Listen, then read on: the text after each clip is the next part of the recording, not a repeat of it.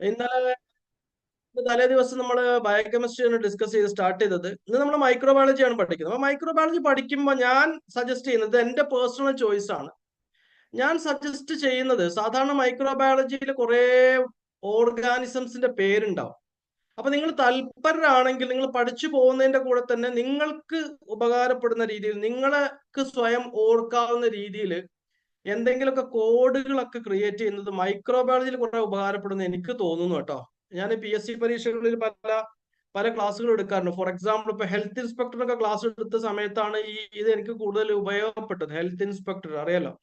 അപ്പൊ അവിടെ നമ്മൾ പഠിപ്പിക്കേണ്ടത് സോഷ്യൽ ആൻഡ് പ്രിവെന്റീവ് മെഡിസിൻ എന്ന് പറഞ്ഞ പാർക്ക് എന്ന പുസ്തകമുണ്ട്. MBBS സ്റ്റുഡൻസ് ഒക്കെ ഉപയോഗിക്കുന്ന ഒരു പുസ്തകം. അതാണ് എന്റെ മെയിൻ റെഫറൻസ് പുസ്തകം. അതിൽ communicable disease, non communicable disease ഒക്കെ, അതുപോലെ കുറെ മൈക്രോബയോളജിയാണ്. അപ്പൊ ഇവരൊക്കെ പലരും പല ഹെൽത്ത് ഇൻസ്പെക്ടർ കോഴ്സ് ഒക്കെ കഴിഞ്ഞിട്ട് പല മേഖലകളിലൊക്കെ വിരാജിക്കുന്ന ആളുകളാണ്. അപ്പൊ അവർക്ക് പെട്ടെന്നൊരു ഈ പറയുന്ന ഓർഗാനിസംസിന്റെ പേര് പറയുമ്പോഴൊക്കെ അവർക്ക് പ്രയാസം തോന്നാറുണ്ട്. അപ്പോഴങ്ങനെയാണ് ഈ കോഡുകളിലേക്കൊക്കെ കയറി അവരൊക്കെ സഹായിക്കണം എന്നൊക്കെ തോന്നിയിട്ടാണ് ഞാൻ അങ്ങനെ എന്റേതായ ചില സൃഷ്ടിപ്പുകളൊക്കെ അന്ന് മുതലേ ചെയ്യാറുണ്ട്. പക്ഷെ ഇത് എല്ലാവർക്കും ചെയ്യാവുന്നൊരു ഇതൊന്നുമല്ല. ചിലർക്ക് നേരിട്ട് കാര്യങ്ങൾ പഠിക്കുന്നതായിരിക്കും ഇഷ്ടം.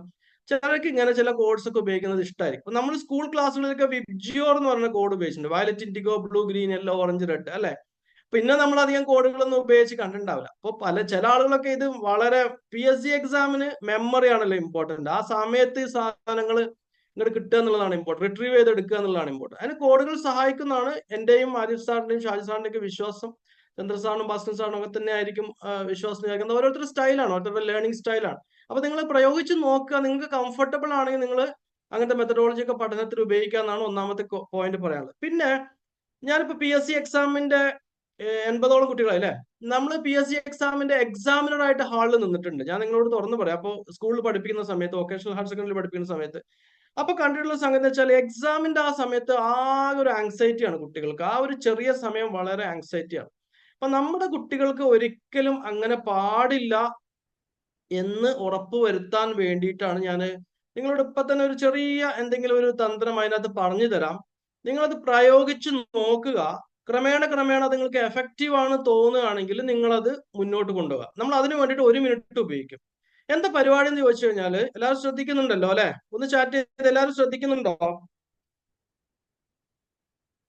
എല്ലാവരും ശ്രദ്ധിക്കുന്നുണ്ടോ? ഒന്ന് ചാറ്റ് യെസ് ഓർ നോ പറയൂ. എല്ലാവരും ശ്രദ്ധിക്കുന്നുണ്ടോ? കേൾക്കുന്നുണ്ടോ? യെസ്, കേൾക്കുന്നുണ്ട്. സൗണ്ട് ക്ലിയർ ആണ്. എന്റെ മുഖം ക്ലിയർ ആണ്. ഓക്കെ, യെസ് യെസ് യെസ്, മതി മതി, എല്ലാവരും ക്ലിയർ ആണ്.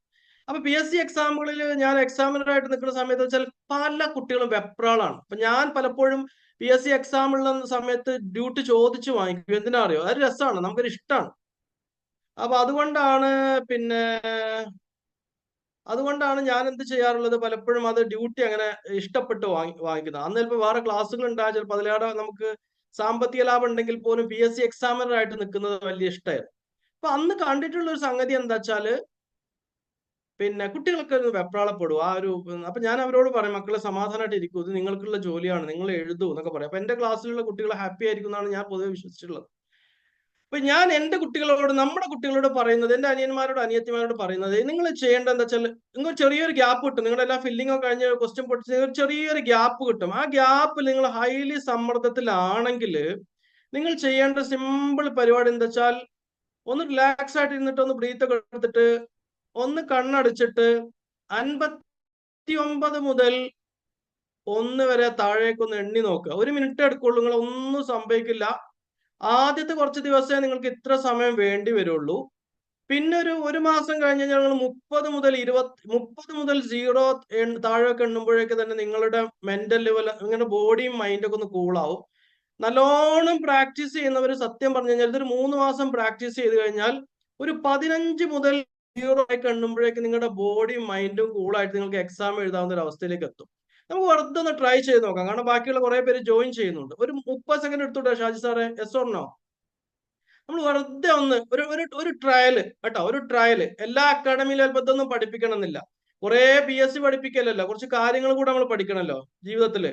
അപ്പൊ എക്സാമിന്റെ സമയത്ത് നിങ്ങൾ ഈ 6 മാസം കൊണ്ടോ 8 മാസം കൊണ്ടോ 1 വർഷം കൊണ്ടോ പഠിച്ചുണ്ടാക്കിയ മുഴുവൻ കാര്യങ്ങളും റിട്രീവ് ചെയ്തെടുക്കുന്ന, അല്ലെങ്കിൽ അതിനെ റീകളക്ട് ചെയ്തെടുക്കുന്ന 1.5 മണിക്കൂർ, അവിടെ നിങ്ങൾ സമ്മർദ്ദത്തിലായി പോയി കഴിഞ്ഞാൽ നിങ്ങൾ വലിയ വിഷമത്തിലായി പോകും. അപ്പൊ അറിയുന്ന ആൻസർ തെറ്റിപ്പോവും. കുഞ്ഞു കുഞ്ഞു ആൻസറുകൾ തെറ്റിപ്പോവും. അപ്പൊ അത് ആ സമയത്ത് എക്സാമിന്റെ ഒരാഴ്ച മുമ്പ് ചില എക്സാം വിദഗ്ധർ വന്നിട്ട് ഇങ്ങനെ ചെയ്താൽ മതി എന്ന് പറയും. നമ്മൾ അതല്ല ചെയ്യുന്നത്. നമ്മൾ ഇപ്പൊ തന്നെ അത് പരിശീലിച്ചു പോവാം. ഇടയ്ക്കിടയ്ക്കുള്ള ഓൺലൈൻ ക്ലാസ്സുകളിൽ നമ്മൾ ഒരു പോസ്റ്റ് ഇടും. ഒരു പോസ്റ്റ് ഇട്ടിട്ട് ഞാൻ പറയും ഒരു മിനിറ്റ് റിലാക്സ് എന്ന് പറഞ്ഞു കഴിഞ്ഞാൽ ഒരു ട്രാഫിക് ലൈറ്റ്, നിങ്ങൾ ശ്രദ്ധിക്കേണ്ടത് ട്രാഫിക് ലൈറ്റിൽ 59, നമ്മൾ വണ്ടി ഇങ്ങനെ കാത്തു കിടക്കുകയാണ് ടൗണിൽ, 59, 58, ആ ചുമന്ന ലൈറ്റ് 58, 57, 56, 55 താഴോട്ട് അത് കണ്ടുകൊണ്ട് 0 വരെ ഒന്ന് പോകണം. 0 വന്നു കഴിഞ്ഞാൽ നമ്മൾ സ്റ്റേബിൾ ആയി. ഇത് ആദ്യത്തെ ഒരു മാസേ 60 സെക്കൻഡ് വേണ്ടിയുള്ളൂ, രണ്ടാമത്തെ മാസം 30 സെക്കൻഡ് മതി. ഒന്ന് ട്രൈ ചെയ്ത് നോക്കാം. എല്ലാവരും എസ് ഓർ നോ? എല്ലാവരും റെഡിയാണോ? എല്ലാവരും റെഡിയാണോ? അപ്പൊ 90 ആളായി. എല്ലാവരും റെഡിയാണ്. യെസ്, നമുക്കൊന്ന് സ്റ്റാർട്ട് ചെയ്യാം. റെഡി. ഞാൻ 1 2 3 പറയുമ്പോ കണ്ണടക്കണം. 59, 58, 57, 56 കണ്ണടച്ചുകൊണ്ട് താഴോട്ട് വിഷ്വലൈസ് ചെയ്യുക. ഇന്നൊരു പ്രയാസം ഉണ്ടാവും, സാരമില്ല. ഇത് നിങ്ങൾക്ക് 10 മാർക്ക് ഏറെ തരും. ധൈര്യമായിട്ട് ചെയ്തോ. Ready 1 2 3 close your eyes. 59, 58, 57, 56, 55, 54, 53, 52, 51, 50, 49, 48. Body and mind becoming cool and relaxed. Body and mind becoming cool and relaxed.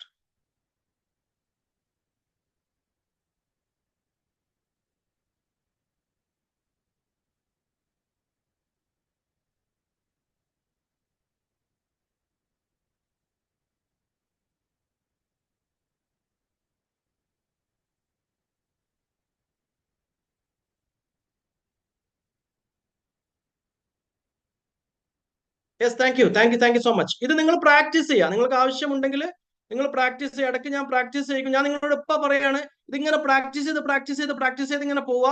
ഒരു ഇത്തിരി നാൾ കഴിയുമ്പോഴേക്ക് നിങ്ങൾക്ക് ഒരു 30 സെക്കൻഡ് കൊണ്ട് തന്നെ ബോഡി മൈൻഡ് നിങ്ങൾ റിലാക്സ് ആവും.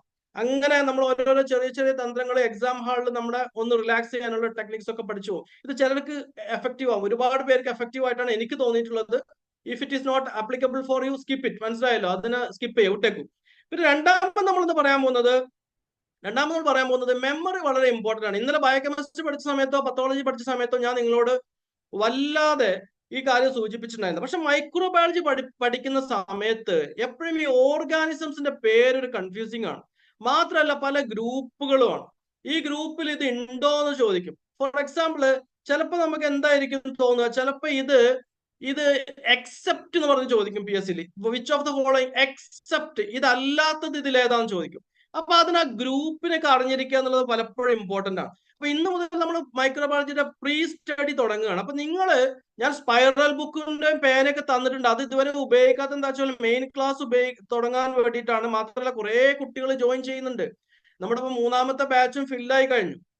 ഇപ്പൊ നമ്മൾ ഈ ആളുകൾ റിക്വസ്റ്റ് ചെയ്തുകൊണ്ടേ ഇരിക്കുകയാണ്. അപ്പൊ അവരെയും കൂടെ ഇൻക്ലൂഡ് ചെയ്യാം. നമ്മുടെ കുട്ടികളല്ലേ, നമ്മുടെ അനിയന്മാരും അനിയത്തിമാരല്ലേ, അവരെ നമുക്ക് മാറ്റി നിർത്താൻ പറ്റില്ലല്ലോ. അപ്പൊ അവരും കൂടെ അങ്ങ് ജോയിൻ ചെയ്ത് കഴിഞ്ഞ് തുടങ്ങിക്കഴിഞ്ഞാൽ നമ്മൾ ആ സ്പൈറൽ ബുക്കിന്റെ ആക്ടിവിറ്റി ഒക്കെ നമ്മൾ തുടങ്ങും. അതിന് നിങ്ങൾ വിഷമിക്കുക വേണ്ട. വാങ്ങി വെച്ചവരൊക്കെ അത് ഭദ്രമായിട്ട് അവിടെ വെക്കുക. അപ്പൊ ഞാൻ പറഞ്ഞു വന്നത് മൈക്രോബയോളജി തുടങ്ങുകയാണ്. അപ്പൊ നിങ്ങൾക്ക് താല്പര്യം നിങ്ങൾക്ക് ചെയ്യാവുന്നത് പഠനത്തോടൊപ്പം തന്നെ ചെറിയ കോഴ്സുകളൊക്കെ ഉപയോഗിക്കുന്നത് നല്ലതായിരിക്കും. കാരണം ഇതിനകത്ത് ധാരാളം ടേംസ് ഉണ്ട്, വേർഡ്സ് ഉണ്ട്. മനസ്സിലായല്ലോ? അപ്പൊ അതിനെ സപ്പോർട്ട് ചെയ്യുന്ന രീതിയിൽ, ഫോർ എക്സാമ്പിൾ ഞാൻ 1-2 നിങ്ങൾക്ക് കാണിച്ചു തരാം. സിമ്പിൾ ആയിട്ടില്ല, ഞാൻ എല്ലാം ഒന്നും കാണിക്കാൻ ഉദ്ദേശിക്കുന്നില്ല.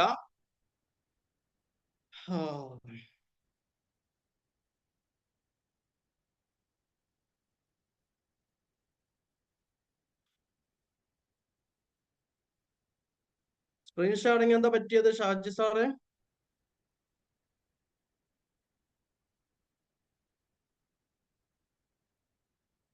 സിമ്പിൾ ആയിട്ട് നിങ്ങൾ ഈ സ്ക്രീൻ എല്ലാവർക്കും കാണാവോ? ജസ്റ്റ് ഈ സ്ക്രീൻ എല്ലാവർക്കും ഒന്ന് കാണാവോ? Yes or no? ഈ സ്ക്രീൻ ഒന്ന് കാണുന്നുണ്ടോ എല്ലാവരും? Yes or no?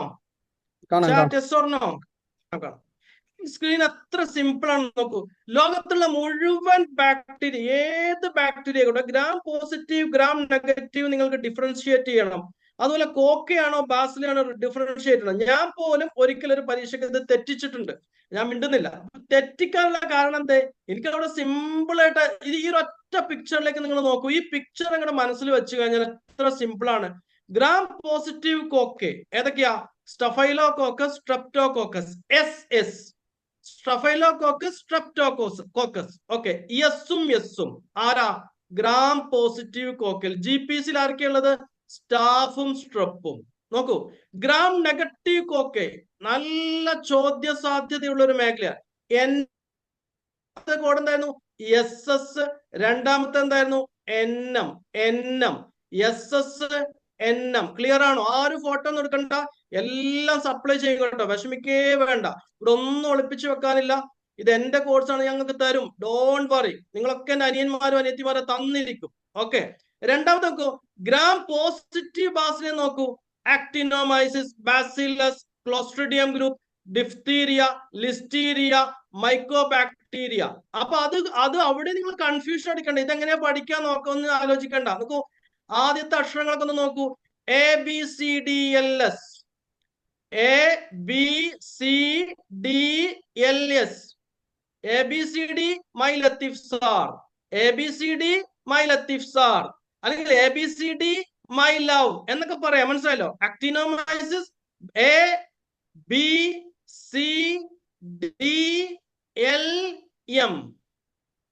എന്തെളുപ്പാണ്. ഇനി ML ആക്കാം, അതൊക്കെ നിങ്ങളുടെ സൗകര്യമാണ്. പക്ഷെ ഓർത്തിരിക്കാൻ ഇവിടെ എളുപ്പമാണ്.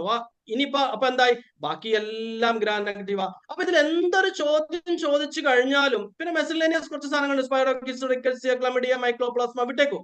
അപ്പൊ ഞാൻ പറഞ്ഞത് വളരെ സിമ്പിൾ ആയിട്ട് ആ gram positive, gram negative cocci, gram positive bacilli, gram negative bacilli, ഈ പറയുന്ന എന്ത് ചോദ്യം വന്നാലും നമ്മൾ ടെൻഷനിലാണെങ്കിൽ നമ്മൾ അവിടെ എന്താവും? ഒന്ന് സമ്മർദ്ദത്തിലാവും. അപ്പൊ ഇതാ സഹായത്തിനായി ALS അക്കാഡമിയുടെ തന്ത്രം വരുന്നു. SS. നോക്ക് എന്താ? SS gram positive, NM gram negative Koke, ABCD my Latheef sir.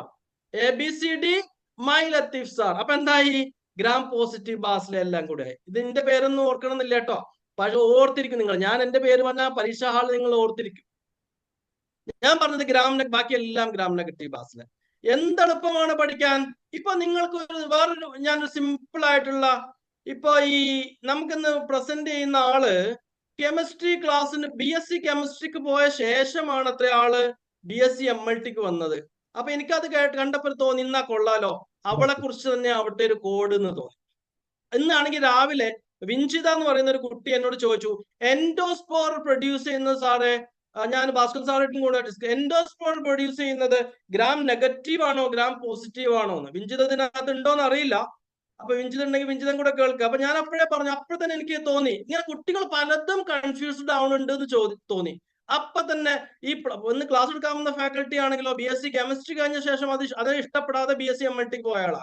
അപ്പൊ അയാളെ കുറിച്ച് ഓർത്തപ്പോ ഒരു പുതിയ കോഡ് ഇതാ. BSc chemistry producing bacteria, bacillus anthracis and subtilis, sporosarcina, clostridia, coxiella burnetii. നമുക്ക് സ്പോർ പ്രൊഡ്യൂസിംഗ് ബാക്ടീരിയകളാണ്. അപ്പൊ ഒരു കൺഫ്യൂഷൻ വന്നു കഴിഞ്ഞാൽ നിങ്ങളെ സഹായിക്കാൻ ഇങ്ങനത്തെ കോഡുകൾ സഹായിക്കും. എന്നെ സഹായിക്കാറുണ്ട്. ഇത് എന്റെ മെത്തഡോളജിയാണ്. വേറെ കോച്ചിങ് സെന്റർ കൊടുക്കുന്ന ഒന്നും നിങ്ങൾ നോക്കണ്ട.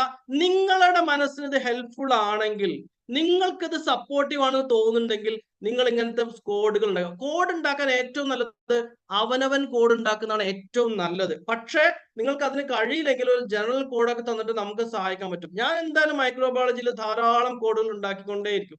മൈക്രോബയോളജി എന്നല്ല, ഈ PSc പരീക്ഷയ്ക്ക് പരമാവധി കോഡുകളുമായിട്ട് ഞാൻ പോവും. ഞാൻ ഡിസ്കഷന്റെ ഭാഗമായിട്ടുണ്ടാവും. അക്സെപ്റ്റ് ചെയ്യുന്നവർക്ക് അക്സെപ്റ്റ് ചെയ്യാം, അത് ഇഷ്ടപ്പെടുന്നവർക്ക് കൂടാം. അവർക്ക് ചിലപ്പോൾ കാര്യങ്ങൾ എളുപ്പമാവും. നോക്കൂ, ഇപ്പൊ നമ്മൾ കോച്ച് പോസ്റ്റ്ലേറ്റ്സ് ഒക്കെ പഠിക്കാറുണ്ട്. ഫോർ എക്സാമ്പിൾ, റോബർട്ട് കോച്ചിനെ കുറിച്ച് അറിയാത്ത ആരുമില്ല. അറിയാത്തവർ മൈക്രോബയോളജി പഠിക്കാനും പോകുന്നില്ല. നിങ്ങൾക്ക് അറിയാലോ, ഫാദർ ഓഫ് ബാക്ടീരിയോളജി ആണ്.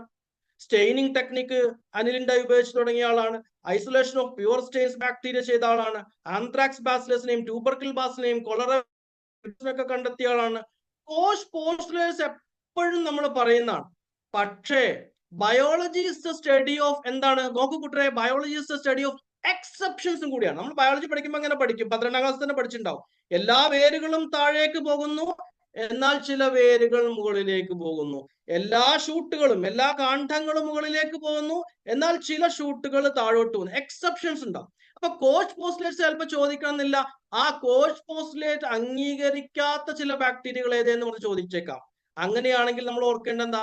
LPG, നോ LPG, ഒരു ലീഗൽ പ്രൊസീജിയറും ഇല്ല, ഒരു ഫോർമാലിറ്റി ഇല്ല. ആർക്ക്? മൈക്രോബാക്ടീരിയം ലെപ്രയ്ക്കും ട്രിപ്പനിമ പാലിഡത്തിനും നിസീരിയ ഗൊണേറയ്ക്കും.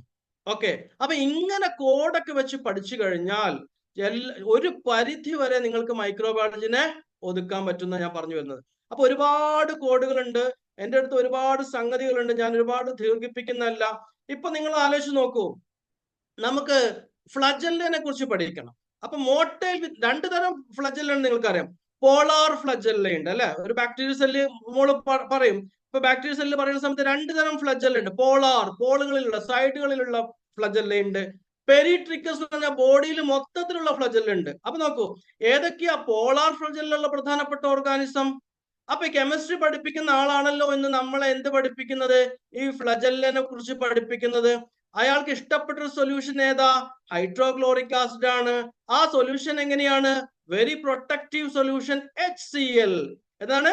Very protective solution. ഒന്നും കോപ്പി എടുക്കണ്ട, സ്ക്രീൻഷോട്ട് ഒന്നും എടുക്കണ്ട, എല്ലാം തരും. ഇത് കുറച്ചും കൂടെ ഭംഗിയാക്കി തരും, ഇത് പെട്ടെന്ന് ചെയ്തതാണ്. Okay, very protective solution HCl. ഏതൊക്കെയാ വരുന്നത്?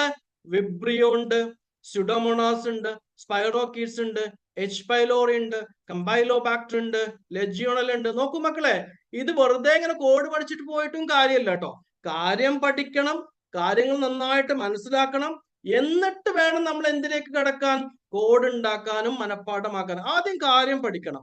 ആ പഠിച്ച കാര്യം തറവായി പഠിച്ച ശേഷം അതിനൊരു സപ്പോർട്ടിംഗ് ഡോക്യുമെന്റ് എന്ന നിലക്കാണ് നമുക്ക് എന്ത് സഹായിക്കുക? ഇത്തരം കോഡുകളൊക്കെ. ഇനി പെരിട്രിക്കസ് വേണോ?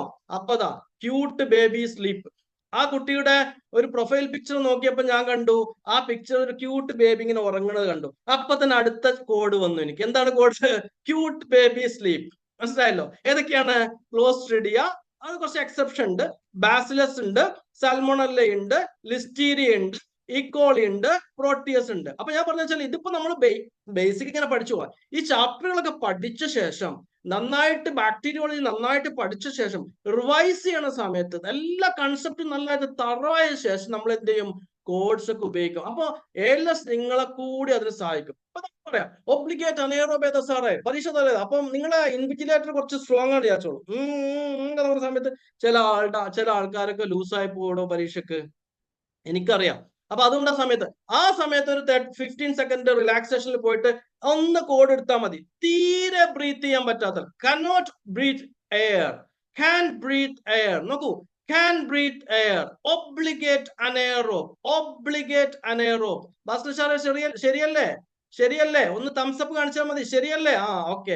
cannot breathe air, ഒരിക്കലും എയർ പക്ഷേ ആർക്കൊക്കെയാണ്? നോക്കൂ, ബ്രീത്ത് എയർ അതിൽ തന്നെ കോഡ് ഉണ്ട്. ABC or C, cannot breathe air. ഏതൊക്കെയാണ് ABC? ഏതൊക്കെയാ? ക്ലോസ്ട്രിഡിയ, ബാക്ടീരിയോയിഡ്സ്, ആക്ടിനോമൈസിസ്. എന്ത് എളുപ്പമാണ്. ഇനി കുറച്ച് മൈക്രോ എയറോഫിലിക് സാധനങ്ങളാണെങ്കിൽ ഹെൽബോയിൻ ക്യാമ്പ്, അതൊക്കെ ഞാൻ പിന്നെ പറഞ്ഞുതരാം. അപ്പൊ ഞാൻ പറഞ്ഞു വരുന്നത് എന്താ വെച്ചാൽ, നിങ്ങൾ ഇന്ന് മുതൽ മൈക്രോബയോളജി പഠിക്കുകയാണ്. പക്ഷെ പഠിക്കുന്നതിന്റെ കൂട്ടത്തിൽ തന്നെ എന്ത് വേണം? ഒരു കോഡ് സിസ്റ്റം മെല്ലെ ചിലപ്പോൾ നിങ്ങൾ 4 ആൾ കൂടിയിട്ടായിരിക്കും ക്ലാസ് ഇരിക്കുന്നുണ്ടാവുക. ചിലപ്പോൾ നിങ്ങൾ 5 ആൾ കൂടിയിട്ട് പഠിച്ചിട്ട് ഒരാളിങ്ങനെ ഡിസ്ക്രൈബ് ചെയ്യുന്നുണ്ടാവും, ഒരാളിങ്ങനെ പോയിന്റ്സ് വായിക്കുന്നുണ്ടാവും. അപ്പോഴൊക്കെ നിങ്ങൾ തന്നെ കൂടിയിട്ട് എന്തെങ്കിലും ഇതിന് ഓർത്തിരിക്കാനുള്ള സംവിധാനം കൂടെ മൈക്രോബയോളജി പഠിക്കുമ്പോൾ പഠിക്കണം എന്നാണ് എനിക്ക് കൂട്ടത്തിൽ സൂചിപ്പിക്കാനുള്ളത്. പലപ്പോഴും കുട്ടികൾക്ക് ഇതുവരെ കൺഫ്യൂഷൻ ആണ്. ഏതാണ്? Antonie van Leeuwenhoek father of microscopy ആരാണ്? ഫാദർ ഓഫ് മൈക്രോബയോളജി ആരാണ്? ഇപ്പൊ റോബർട്ട് കോച്ച് ആണോ? ഇതൊക്കെ കൺഫ്യൂഷൻ ആവുക. അപ്പൊ സിമ്പിൾ ആയിട്ട് ഇങ്ങനെ നമ്മൾ കറക്റ്റ് ഈ ഒരു നിങ്ങൾക്ക് മൊബൈലൊക്കെ എപ്പോഴും നോക്കാവുന്ന രീതിയിൽ, നിങ്ങളുടെ യാത്രയിലൊക്കെ നോക്കാവുന്ന രീതിയിൽ ഒറ്റ ക്ലിക്കിന് എല്ലാം കിട്ടാവുന്ന രീതിയിൽ father of microscope, father of microbiology, observe using single lens microscope, little animals, ആ പ്രധാനപ്പെട്ട മുമ്പ് ചോദിച്ചിട്ടുള്ള പോയിന്റ്സ് ഒക്കെ ഉൾപ്പെടുത്തിയിട്ടുള്ള ഒരു സാധനം നിങ്ങൾക്ക് തന്നിരിക്കും. മനസ്സിലായല്ലോ? ലൂയി പാസ്റ്ററിനെ കുറിച്ചാണ് father of modern microbiology, principle of fermentation, sterilization technique, pasteurization of milk, coin the term vaccine. നോക്കൂ, coin the term vaccines against anthrax, cholera, rabies, spontaneous generation theory. മൂലൊക്കെ ഗോതമ്പിട്ട് കഴിഞ്ഞാൽ അതിൽ നിന്നൊക്കെ സാധനം ഉണ്ടായിരുന്ന വിശ്വാസങ്ങളൊക്കെ പൊളിച്ചെഴുതി അല്ലെ? അങ്ങനെ തുടങ്ങി ഈ സാധനങ്ങളൊക്കെ നമ്മളവിടെ സിമ്പിൾ ആയിട്ട് മെൻഷൻ ചെയ്തിട്ടുണ്ടാവും. ഈ നോട്ട്സ് ഇങ്ങനെ ഇടയ്ക്കിടയ്ക്ക് ഇങ്ങനെ നോക്കണം. ഈ കോഡുകൾ ഉണ്ടാക്കിയാൽ മാത്രം പോരാ, കോഡുകൾ എന്ത് ചെയ്യണം എന്ന് അറിയാമോ? ഇടയ്ക്കൊന്ന് ഇങ്ങനെ നോക്കണം. അതെങ്ങനെയാ നോക്കേണ്ടത്, എപ്പോഴാണ് നോക്കേണ്ടത്, എത്ര ദിവസം കൂടുമ്പോഴാണ് നോക്കേണ്ടതെന്നൊക്കെ ഞാൻ നിങ്ങൾക്ക് പറഞ്ഞു തരാം. ഓക്കെ. ആൻഡ് ഫൈനലി ഞാൻ ചില കോഡ്സ് പറഞ്ഞു തന്നു. പിന്നെ ഞാൻ എന്താ പറയുന്നത്, ഒബ്ലിഗേറ്റ് കാര്യം പറഞ്ഞു, ഗ്രാം പോസിറ്റീവ്. ഈ ചിത്രം നിങ്ങൾ ഒന്ന് ഇപ്പൊ തന്നെ നോക്കും, എല്ലാവരും ഈ ചിത്രത്തിലേക്ക് ഒന്ന് നോക്കൂ. Last and final 1 minute, last and final 1 minute. ഈ ചിത്രത്തിലേക്ക് എല്ലാവരും നോക്കും. ഇനി ഇത് ജന്മത്തിൽ മറന്നു പോയത്.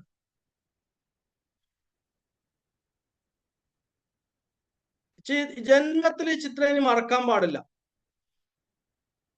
ഷമീറ മറക്കുവോ? ഷമീറ എന്റെ പടം കണ്ടോണ്ടാണ് ഷമീറ എന്നെ വിളിച്ചത്. ഇനിയിപ്പോ ഷമീറ ഓടിച്ചു പോകും. വിവോ 12301 ആരാണെന്ന് അറിയില്ല. എപ്പോഴും പേരിടാൻ ശ്രമിക്കുക കേട്ടോ. ചിലരൊക്കെ കിടന്നൊക്കെ കേൾക്കുന്നുണ്ട്. നോക്കൂ മക്കളെ, സ്പൈനൽ കോഡൊക്കെ ഒന്ന് നേരെ ഇരുന്നോട്ടെ. പഠിക്കുവല്ലേ, എന്താ ഇത് പരിപാടി? ഇതെന്താ കലാപരിപാടി? ഇത് PSCക്ക് പഠിക്കല്ലേ? 2 കോടിക്ക് ഉള്ള യുദ്ധല്ലേ? ഒന്ന് നേരൊക്കെ ഇരുന്നോളൂന്ന്. നേരൊക്കെ ഇരുന്ന് നട്ടലൊക്കെ നിവർത്തി ഇരുന്ന് ബ്രെയിനിലേക്ക് സ്റ്റിമുലേഷൻ കിട്ടുന്ന രീതിയിൽ ഇടയ്ക്ക് വെള്ളമൊക്കെ കുടിച്ച് ഇടയ്ക്കൊന്ന് എണീറ്റൊക്കെ നടന്നു വന്ന് ഒരു 30 മിനിറ്റ് ഒന്ന് പോസൊക്കെ എടുത്തിട്ട് നന്നായിട്ട് പഠിക്കാം. ഈ പിക്ചറിലൊക്കെ നോക്കി എല്ലാവരും, മക്കളെല്ലാവരും നോക്കിയേ. ഇനി ഏത് PSC ക്വസ്റ്റ്യൻ വന്നാലും ഈ ഒരു മേഖലയിൽ നിന്ന് ഒരിക്കലും തെറ്റില്ല എന്ന് ഉറപ്പുള്ളവരൊക്കെ എസ് അടിച്ചേ. ഗ്രാം പോസിറ്റീവിന്റെ കോഡ് എന്താ? SS. ഗ്രാം നെഗറ്റീവ് എന്തൊക്കെയായിരുന്നു? NM. Gram positive bacilli ABCD my Latheef sir, ABCD ഏതൊക്കെയാ? Actinomyces, bacillus, clostridium, diphtheria, listeria, mycobacteria. മറക്കില്ലല്ലോ. Yes, gram negative bacteria. ബാക്കിയെല്ലാം ഇതെല്ലാം ഉറപ്പായതവരൊന്നും കൈ ഷെയർ ചെയ്ത് എസ് അടിച്ചേ. ഒന്ന് ചാറ്റ് ചെയ്യടോ. ഞാനിവിടെ ഇരുന്ന് കിടന്ന് നിലവിളിക്കുന്ന കാണുന്നില്ല നിങ്ങള്? യെസ് സാറേ, എസ് വരുന്നുണ്ടോ? ഷാജി സാറേ, എസ് വരുന്നുണ്ടോ? വരുന്നുണ്ട്. ഒരു 30-31 നിങ്ങൾക്ക് ഇഷ്ടപ്പെട്ടോ ഈ വരുന്നുണ്ട്. നിങ്ങൾക്ക് ഈ മെത്തഡോളജി ഓക്കെ ആണോ? കംഫർട്ടബിൾ ആണോ? ഞങ്ങൾ ഓരോ പരീക്ഷണങ്ങളും നടത്തിക്കൊണ്ടിരിക്കുക, ഓരോ ടെക്നിക്ക് ഡെയിലി ആലോചിച്ചുകൊണ്ടിരിക്കുക. എങ്ങനെ നിങ്ങളെ ഇമ്പ്രൂവ് ചെയ്യിപ്പിക്കാൻ ഇങ്ങനെ ആലോചിച്ചുകൊണ്ടിരിക്കുക. അപ്പൊ ഓരോ ദിവസവും ഞങ്ങൾ നിങ്ങളെ കൂടെ തന്നെ പഠിക്കുന്നുണ്ട്. ഞാനിപ്പോ ഒരു 3.5 മണിക്കൂറെങ്കിലും ഇന്ന് മൈക്രോബയോളജി വായിച്ചിട്ടുണ്ട്. മനസ്സിലായല്ലോ? ഡയഗ്നോസ്റ്റിക് ബാക്ടീരിയോളജി ഒരുപാട് നാൾക്ക് ശേഷം വായിക്കുക. എന്തിനാ വായിക്കുന്നത്? നിങ്ങൾക്ക് വേണ്ടിയ സത്യത്തിൽ വായിച്ചത്. അപ്പൊ നിങ്ങൾ കൂടെ ഉണ്ടാവണം, കൂടെ ഒരുമിച്ച് ഓടണം. ഓക്കെ, ആരൊക്കെ വരക്കുണ്ടല്ലോ? തസ്ലിയാണോ? തസ്ലി വരച്ചോളൂ കേട്ടോ, കുഴപ്പമില്ല. PSCക്ക് വരക്കാന്നാ മതി. ഇപ്പൊ അങ്ങനെ പോട്ടെ. ഓക്കെ, അപ്പൊ ഇത് ഞാൻ കുറച്ച് കോഡ്സേ കാണിച്ചിട്ടുള്ളൂ, കുറെ കോഡുകളുണ്ട്. അപ്പൊ നമ്മുടെ മൈക്രോബയോളജി സ്റ്റഡിയിൽ എന്തുണ്ടാവും? ഇതും കൂടെ ഉൾപ്പെടുത്തിയിട്ടായിരിക്കും നമ്മുടെ യാത്ര ഉണ്ടാവും. ശരി, ഇനി ഇന്നത്തെ കാര്യം പറയാം. ഇന്ന് നിങ്ങളോടൊക്കെ ഞാൻ പ്രസന്റ് ചെയ്യുമോ നിങ്ങളോട് ചോദിച്ചു. പക്ഷെ നിങ്ങൾക്ക് നിർഭാഗ്യവശാൽ നിങ്ങൾക്ക് ആർക്കും പ്രസന്റ് ചെയ്യാനുള്ള ഒരു പിന്നെ അവസ്ഥയായിരുന്നില്ല. അതുകൊണ്ട് ഞാൻ എന്ത് ചെയ്തു എന്ന് ചോദിച്ചു കഴിഞ്ഞാൽ എന്റെ പഴയ കുട്ടികളെന്ന് വിളിച്ചു. പഴയ കുട്ടികളിൽ ഒരാള് വില്ലിംഗ് ആയി. പഴയ കുട്ടി എന്ന് പറയുന്നത് ഞാൻ പഠിപ്പിച്ച കുട്ടി തന്നെയാണ്. അപ്പൊ ആളിപ്പോ DMEയും DHS ഒക്കെ പാസ്സായി, RCCയിൽ ജോലിയാണ്. ഈ ഇടയ്ക്ക് ACP പരീക്ഷയും പാസ്സായി. ACP മൈക്രോബയോളജി പരീക്ഷയൊക്കെ പാസ്സായി എന്ന് പറഞ്ഞുകൊണ്ട് എനിക്കൊരു മെസ്സേജ് അയച്ചായിരുന്നു. സാർ, ഞാൻ ACP പാസ്സായി, ACP മൈക്രോബയോളജി പാസ്സായി, പിന്നെ ഹാദ് എക്സാം ഇവിടുത്തെ പാസ്സായി. അപ്പൊ അതുമായി ബന്ധപ്പെട്ട ഒരു കാര്യത്തിലാണ് എന്നെ വിളിച്ചത്. അപ്പൊ ഞാൻ പറഞ്ഞു, ഞാൻ ഇങ്ങനെ അക്കാഡമി തുടങ്ങിയിട്ടുണ്ട്, ഇവിടെ വരണം, ഇതിൽ പങ്കെടുക്കണം എന്നൊക്കെ പറഞ്ഞു. അപ്പൊ ഇന്ന് രാവിലെ 11 മണിക്കാണ് ആളോട് പറയുന്നത് പ്രസന്റ് ചെയ്യണമെന്ന്. അപ്പൊ പ്രസന്റേഷനിൽ എന്ത് ഡിഫക്റ്റ് ഉണ്ടെങ്കിലും നമ്മളത് അഡ്ജസ്റ്റ് ചെയ്യും. വളരെ കോൺഫിഡന്റ് ആയിട്ട്, കൂളായിട്ട്, വളരെ സ്നേഹപൂർവ്വം സെലീനയെ ക്ഷണിക്കുവാണ്. ഓക്കെ, പ്രസന്റേഷന് വേണ്ടിയിട്ട്. Thank you all. Thank you Latheef sir. Selina എവിടെയാണ്?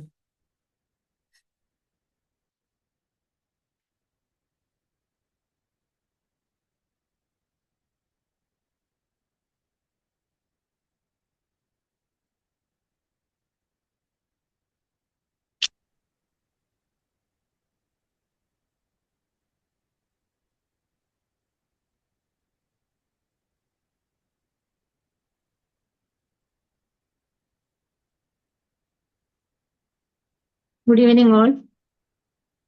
Good evening. Start.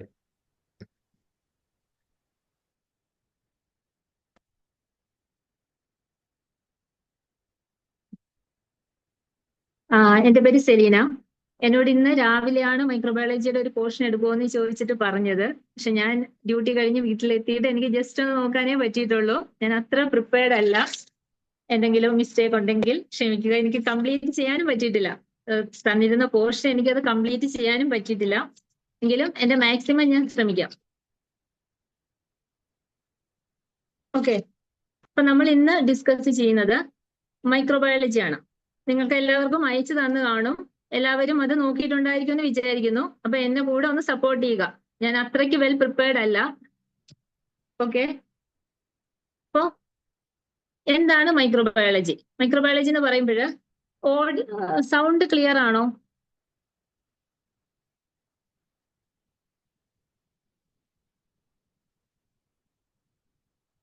Medical microbiology എന്ന് പറഞ്ഞാൽ എന്താണ്? മെഡിക്കൽ മൈക്രോബയോളജി എന്ന് പറയുമ്പോൾ നമ്മൾ മൈക്രോ ഓർഗാനിസംസിനെ പറ്റിയുള്ള നമുക്ക് പത്തോജനിക് ആയിട്ടുള്ള മൈക്രോ ഓർഗാനിസംസിനെ പറ്റിയുള്ള സ്റ്റഡിയാണ് മെഡിക്കൽ മൈക്രോബയോളജി എന്ന് പറയുന്നത്.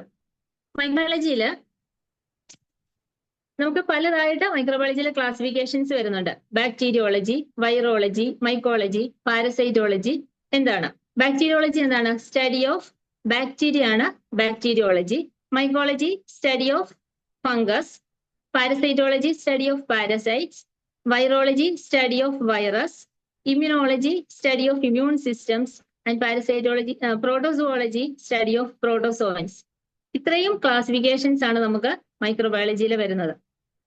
ഇനി എന്താണ് ഒരു ഇൻഫെക്ഷൻ? മൈക്രോബയോളജിയിൽ നമ്മൾ നോക്കുന്നത് മൈക്രോ ഓർഗാനിസംസിന്റെ സ്റ്റഡിയാണ്. ഒരു മൈക്രോ ഓർഗാനിസം നമ്മുടെ ബോഡിയിൽ ഇൻവേഡ് ചെയ്താൽ എന്തൊക്കെ ഇൻഫെക്ഷൻസ് കോസ് ചെയ്യുന്നു, എന്തൊക്കെ ചേഞ്ചസ് നമ്മുടെ ബോഡിയിൽ നടക്കുന്നു, നമ്മൾ അതിനെതിരായിട്ട് ഏത് ആന്റിബയോട്ടിക് കൊടുക്കണം, നമ്മൾ ആന്റിബയോട്ടിക് സെൻസിറ്റിവിറ്റി ചെയ്ത് നോക്കും, ഏത് ആന്റിബയോട്ടിക് ആണ് നമുക്ക് കൊടുക്കാൻ പറ്റുന്നത് പേഷ്യന്റിന്. ഇതൊക്കെ പിന്നെ നമ്മുടെ പേഷ്യന്റ് ഇമ്മ്യൂൺ സിസ്റ്റം എന്താണ്, എങ്ങനെയാണ്, ഇതൊക്കെയാണ് നമ്മൾ മൈക്രോബയോളജിയിൽ ചെയ്യുന്നത്. അപ്പോൾ എന്താണ് ഇൻഫെക്ഷൻ എന്ന് പറയുന്നത്? ഇൻഫെക്ഷൻ എന്ന് പറഞ്ഞാൽ എന്താണ്? ഒരു ഇൻഫെക്ഷൻ, ഒരു മൈക്രോ ഓർഗാനിസം നമ്മുടെ ബോഡിയിലേക്ക് ഇൻവൈഡ് ചെയ്ത് കഴിഞ്ഞാൽ, ഒരു ഇൻഫെക്ഷൻ എന്ന് പറയുന്നത് ഒരു invasion, lodgement and multiplication of organism in the tissue of the host, that is known as infection. ഒരു മൈക്രോ ഓർഗാനിസം നമ്മുടെ ബോഡിയിലേക്ക് ഇൻവൈഡ് ചെയ്യുന്നു, നമ്മുടെ ബോഡിയിൽ അത് അറ്റാച്ച് ചെയ്യുന്നു, നമ്മുടെ ബോഡിയിൽ അത് മൾട്ടിപ്ലൈ ചെയ്യുന്നു, നമുക്ക് ഡിസീസ് കോസ് ചെയ്യുന്നു. ഇതാണ് ഇൻഫെക്ഷൻ എന്ന് പറയുന്നത്. ഇൻഫെക്ഷനെ തന്നെ നമുക്ക് പലതായിട്ട് ക്ലാസിഫൈ ചെയ്യാം. First primary infection, then reinfection, super infection. Primary infection എന്ന് പറഞ്ഞാൽ എന്താണ്?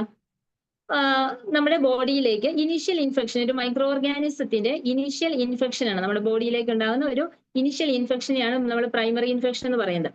പ്രൈമറി ഇൻഫെക്ഷൻ പ്രധാനമായിട്ടും സ്കിന്നിലായിരിക്കും അഫക്റ്റ് ചെയ്യുന്നത്.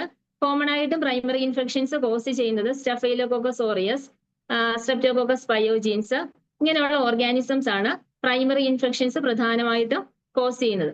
പ്രൈമറി ഇൻഫെക്ഷൻസ് അതിന് എക്സാമ്പിൾ ആണ് ഇംപെറ്റിഗോ, ഫോളിക്കുലൈറ്റിസ്, ബോയിൽസ്, കാർബങ്കിൾസ്. ഇതൊക്കെ സ്റ്റഫൈലോകോക്കസ്, സ്ട്രെപ്റ്റോകോക്കസ് ഒക്കെ കോസ് ചെയ്യുന്ന ഡിസീസ് ആണ്.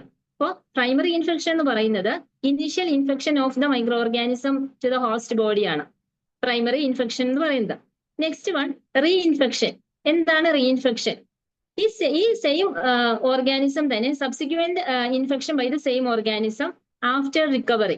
നമ്മൾ റിക്കവേർഡ് ആയതിനു ശേഷം നമ്മളുടെ ബോഡിയിലേക്ക് ഇതേ ഓർഗാനിസം തന്നെ ഇൻഫെക്ഷൻ കോസ് ചെയ്താൽ അതിനെ നമ്മൾ എന്ത് പറയാം? റീഇൻഫെക്ഷൻ എന്ന് പറയാം. Next super infection. Super infection എന്ന് പറഞ്ഞാൽ റിക്കവർ ആവുന്നതിന് മുമ്പ് തന്നെ സെയിം ഓർഗാനിസം നമ്മുടെ ബോഡിയിൽ ഇൻഫെക്ഷൻ കോസ് ചെയ്താൽ അതിനെ സൂപ്പർ ഇൻഫെക്ഷൻ എന്ന് പറയാം. അപ്പോൾ പ്രൈമറി ഇൻഫെക്ഷൻ പറഞ്ഞു. പ്രൈമറി ഇൻഫെക്ഷൻ എന്ന് പറയുന്നത് initial infection of the micro organism ആണ്. Initial infection of the micro organism is known as primary infection. Then reinfection, subsequent infection by the same organism after recovery. Recovered ആയതിനു ശേഷം അതേ organism നമുക്ക് വീണ്ടും infection cause ചെയ്താൽ നമുക്ക് അതിനെ reinfection എന്ന് പറയാം. സൂപ്പർ ഇൻഫെക്ഷൻ എന്ന് പറയുന്നത് സെയിം ഓർഗാനിസം തന്നെ നമുക്ക് നമ്മൾ ബിഫോർ റിക്കവറി, നമ്മൾ റിക്കവേർഡ് ആവുന്നതിന് മുൻപ് നമുക്ക് വീണ്ടും ഇൻഫെക്ഷൻ കോസ് ചെയ്താൽ സൂപ്പർ ഇൻഫെക്ഷൻ എന്ന് പറയാം. ക്ലിയർ ആയെന്ന് വിചാരിക്കുന്നു. Primary infection, initial infection, then reinfection, subsequent infection by the same organism after recovery. Recovered ആവുന്നതിന് മുമ്പാണ് സെയിം ഓർഗാനിസം നമുക്ക് ഇൻഫെക്ഷൻ കോസ് ചെയ്യുന്നെങ്കിൽ നമുക്ക് അതിനെ എന്ത് പറയാം? സൂപ്പർ ഇൻഫെക്ഷൻ എന്ന് പറയാം. Then secondary infection. Secondary infection എന്ന് പറയുന്നത് ഒരു ഹോസ്റ്റിന്റെ റെസിസ്റ്റൻസ് ലോവേർഡ് ആവുന്ന സമയത്ത് ഒരു സെക്കൻഡ് ഓർഗാനിസം, ഓൾറെഡി ഒരു ഇൻഫെക്ഷൻ ഉള്ള ഒരു പേഷ്യന്റ്, ആ പേഷ്യന്റ് ഇമ്മ്യൂണിറ്റി ലോവേർഡ് ആവുന്ന സമയത്ത് ഒരു സെക്കൻഡ് ഓർഗാനിസം ആ പേഷ്യന്റ് ബോഡിയിലേക്ക് ഇൻവൈഡ് ചെയ്ത് ഇൻഫെക്ഷൻ കോസ് ചെയ്താൽ നമുക്കതിനെ സെക്കൻഡറി ഇൻഫെക്ഷൻ എന്ന് പറയാം. സെക്കൻഡ് ഒരു ഓർഗാനിസം ഇൻഫെക്ട് ചെയ്യുന്നതാണ് സെക്കൻഡറി ഇൻഫെക്ഷൻ. ദെൻ എന്താണ് ഫോക്കൽ ഇൻഫെക്ഷൻ? ഫോക്കൽ ഇൻഫെക്ഷൻ എന്ന് പറയുന്നത് നമുക്കൊരു ലോക്കലൈസ്ഡ് ഇൻഫെക്ഷൻ ഉള്ള ഒരു ഹോസ്റ്റിന്റെ ബോഡിയിലേക്ക്, അതായത് ഒരു അപ്പൻഡിസൈറ്റിസ് അല്ലെങ്കിൽ ഒരു ടോൺസിലൈറ്റിസ്, ഒരു ലോക്കലൈസ്ഡ് ഇൻഫെക്ഷൻ ഉണ്ടാകുന്ന ഒരു കേസ് സമയത്ത് നമ്മളുടെ ബോഡിയിൽ വരുന്ന ജനറലൈസ്ഡ് ആയിട്ടുള്ള ഇഫക്ട്സ് ആണ്. ഇപ്പോൾ ഒരു ടോൺസിലൈറ്റിസ് ഉണ്ടെങ്കിൽ നമുക്ക് അതിന് ടോൺസിലൈറ്റിസ് മാത്രമായിട്ടായിരിക്കത്തില്ല, ചിലപ്പോൾ ടെമ്പറേച്ചർ കൂടാം, ഫീവർ വരാം, ബോഡി പെയിൻ വരാം, ഒരു ജനറലൈസ്ഡ് ആയിട്ടുള്ള ഇഫക്ട്സ് നമ്മുടെ ബോഡിയിൽ കാണും. അതിനെയാണ് നമ്മൾ ഫോക്കൽ ഇൻഫെക്ഷൻ എന്ന് പറയുന്നത്. Then cross infection. എന്താണ് ക്രോസ് ഇൻഫെക്ഷൻ? ഓൾറെഡി ഒരു ഡിസീസ് കോസ് ചെയ്യുന്ന ഒരു പേഷ്യന്റ് ബോഡിയിലേക്ക് ഒരു പുതിയ ഒരു ഓർഗാനിസം, ഒരു എക്സ്റ്റേണൽ സോഴ്സിൽ നിന്ന് അല്ലെങ്കിൽ ഒരു അനദർ ഹോസ്റ്റിൽ നിന്ന് നമുക്കൊരു ഇൻഫെക്ഷൻ കോസ് ചെയ്താൽ അതിന് നമുക്ക് ക്രോസ് ഇൻഫെക്ഷൻ എന്ന് പറയാം. ഒരു പേഷ്യന്റ് ഓൾറെഡി ഇൻഫെക്റ്റഡ് ആയിട്ടുള്ള ഒരു പേഷ്യന്റിന്റെ ബോഡിയിലേക്ക് ഒരു എക്സ്റ്റേണൽ സോഴ്സിൽ നിന്ന് അല്ലെങ്കിൽ ഒരു അനദർ ഹോസ്റ്റിൽ നിന്ന് ഇൻഫെക്ഷൻ കോസ് ചെയ്താൽ അതിനെ നമുക്ക് ക്രോസ് ഇൻഫെക്ഷൻ എന്നാണ് പറയുന്നത്. Next nosocomial infection. Nosocomial infection ഒരു ക്രോസ് ഇൻഫെക്ഷൻ ആണ്, ഹോസ്പിറ്റൽ അക്വയർഡ് ഇൻഫെക്ഷൻ ആണ്. അതായത് നമ്മളൊരു ഓൾറെഡി ഒരു ഡിസീസ് ആയിട്ടുള്ള ഒരാള് ഒരു ഹോസ്പിറ്റലിൽ ചെന്ന് കഴിഞ്ഞാൽ നമ്മൾ അവിടെ പുതിയൊരു ഡിസീസ് വാങ്ങിക്കുന്നു. നമുക്ക് അവിടെ നിന്ന് ഒരു പുതിയൊരു ഡിസീസ് ഒരു എക്സ്റ്റേണൽ സോഴ്സിൽ നിന്നോ അല്ലെങ്കിൽ വേറൊരു പേഷ്യന്റിൽ നിന്നോ നമുക്ക് ഹോസ്പിറ്റലിൽ നിന്ന് കിട്ടുന്ന ഒരു ഇൻഫെക്ഷൻ, അതാണ് നോസോകോമിയൽ ഇൻഫെക്ഷൻ എന്ന് പറയുന്നത്. ഓക്കെ, ഇനി ഇയാട്രോജനിക് ഇൻഫെക്ഷൻസ് ഉണ്ട്. ഇയാട്രോജനിക് ഇൻഫെക്ഷൻ അല്ലെങ്കിൽ ഫിസിഷ്യൻ ഇൻഡ്യൂസ്ഡ് ഇൻഫെക്ഷൻ എന്നാണ് പറയുന്നത്. നമ്മൾ എന്തെങ്കിലും ഒരു തെറാപ്യൂട്ടിക് പ്രൊസീജിയേഴ്സ് ചെയ്യുമ്പോൾ നമ്മളൊരു ഹോസ്പിറ്റലിൽ നമ്മൾ ഏതെങ്കിലും ഒരു ഡയഗ്നോസ്റ്റിക് പ്രൊസീജിയർ ചെയ്യുന്നത് വഴി നമുക്ക് അവിടുന്ന് ഒരു ഇൻഫെക്ഷൻ കിട്ടിയാൽ, ഏതെങ്കിലും ഒരു പ്രൊസീജിയർ ചെയ്യുന്ന സമയത്ത് നമുക്ക് ഫിസിഷ്യൻ ഇൻഡ്യൂസ്ഡ് ആയിട്ട് ഒരു ഇൻഫെക്ഷൻ കിട്ടിയാൽ അതിനെ നമുക്ക് ഇയാട്രോജനിക് ഇൻഫെക്ഷൻ എന്ന് പറയാം. അപ്പൊ ഇത്രയുമാണ് ഇൻഫെക്ഷൻ. സ്ക്രീൻ ഷെയർ ചെയ്യാൻ പറ്റുമോ? നമ്മൾ തന്ന പ്രസന്റേഷൻ നോക്കിയിട്ടാണോ ചെയ്യുന്നത്? നോക്കിതാ. ഓക്കെ, ഞാൻ മൊബൈലിലാണ് കയറിയത്, ലാപ്പിലല്ല. Okay okay okay okay, no problem. Okay,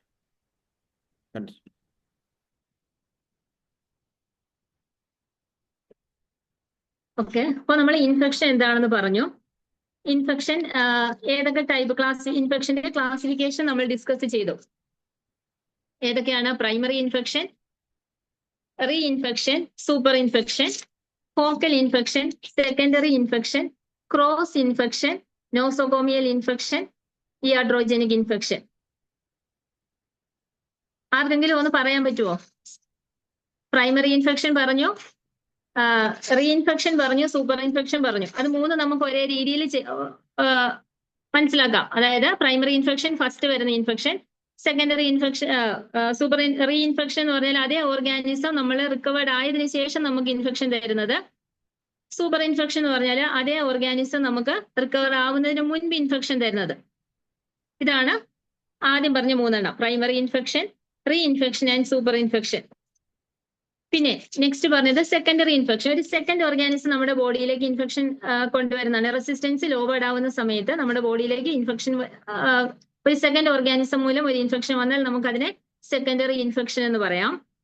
focal infection എന്ന് പറയുന്നത് ഒരു ലോക്കലൈസ്ഡ് സൈറ്റിൽ ഉണ്ടാകുന്ന ഇൻഫെക്ഷൻ മൂലം ബോഡിയിൽ ഉണ്ടാകുന്ന ജനറലൈസ്ഡ് ഇഫക്റ്റ് ആണ് ഫോക്കൽ ഇൻഫെക്ഷൻ. ക്രോസ് ഇൻഫെക്ഷൻ എന്ന് പറയുന്നത് ഒരു ഓൾറെഡി ഒരു ഡിസീസ് ഉള്ള ഒരു പേഷ്യന്റിന് ഒരു എക്സ്റ്റേണൽ ഹോസ്റ്റിൽ നിന്നോ ഒരു എക്സ്റ്റേണൽ സോഴ്സിൽ നിന്നോ ഒരു ഇൻഫെക്ഷൻ വന്നാൽ നമുക്കതിനെ ക്രോസ് ഇൻഫെക്ഷൻ എന്ന് പറയാം.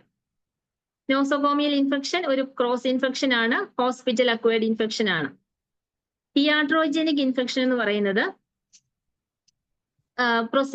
ഒരു തെറാപ്യൂട്ടിക് പ്രൊസീജിയർ അല്ലെങ്കിൽ ഒരു ഡയഗ്നോസ്റ്റിക് പ്രൊസീജിയർ വഴി നമുക്ക് കിട്ടുന്ന ഇൻഫെക്ഷൻ ആണ് നോസോകോമിയൽ ഇൻഫെക്ഷൻ എന്ന് പറയുന്നത്.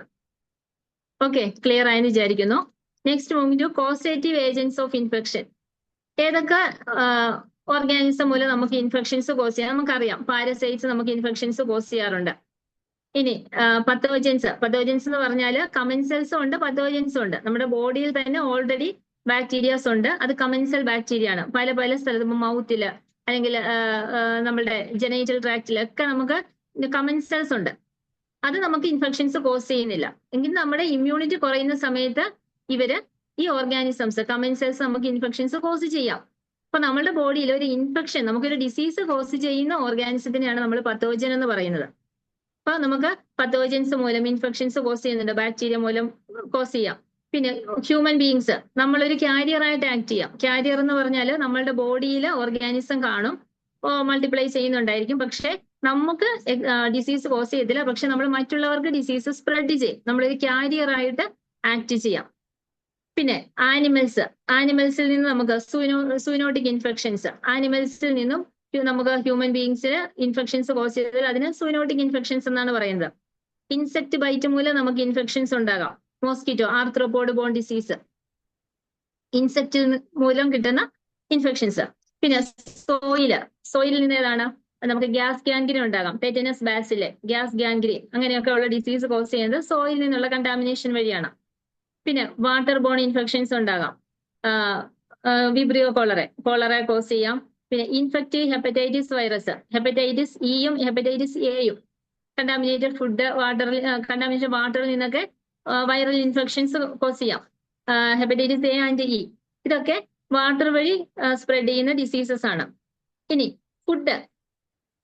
ഫുഡ് പോയിസണിങ് ഉണ്ടാകാം, സ്റ്റഫൈലോകോക്കസ്, നമുക്ക് food poisoning, bacillus cereus food poisoning cause ചെയ്യുന്നതാണ്. ഇതൊക്കെ നമുക്ക് ഫുഡ് വഴി ഇൻഫെക്ഷൻസ് ഉണ്ടാകാം. സെക്ഷൽ കോണ്ടാക്ട് വഴി സിഫിലിസ്, ഗൊണേറിയ, ഇതൊക്കെ നമുക്ക് സെക്ഷൽ കോണ്ടാക്ട് വഴി ഉണ്ടാകുന്ന ഡിസീസസ് ആണ്. അപ്പോൾ പോസിറ്റീവ് ഏജൻസ് ഓഫ് ഇൻഫെക്ഷൻസ് പലതുണ്ട്. ഹ്യൂമൻ ബീങ്സ് ഉണ്ട്, ആനിമൽസ് ഉണ്ട്, ആർത്രോപോഡ്സ് ഉണ്ട്, അതായത് ഇൻസെക്ട്സ് ഉണ്ട്, soil, water, food, sexual contact, ഇതൊക്കെ വഴി നമുക്ക് ഡിസീസ് കോസ് ചെയ്യാം.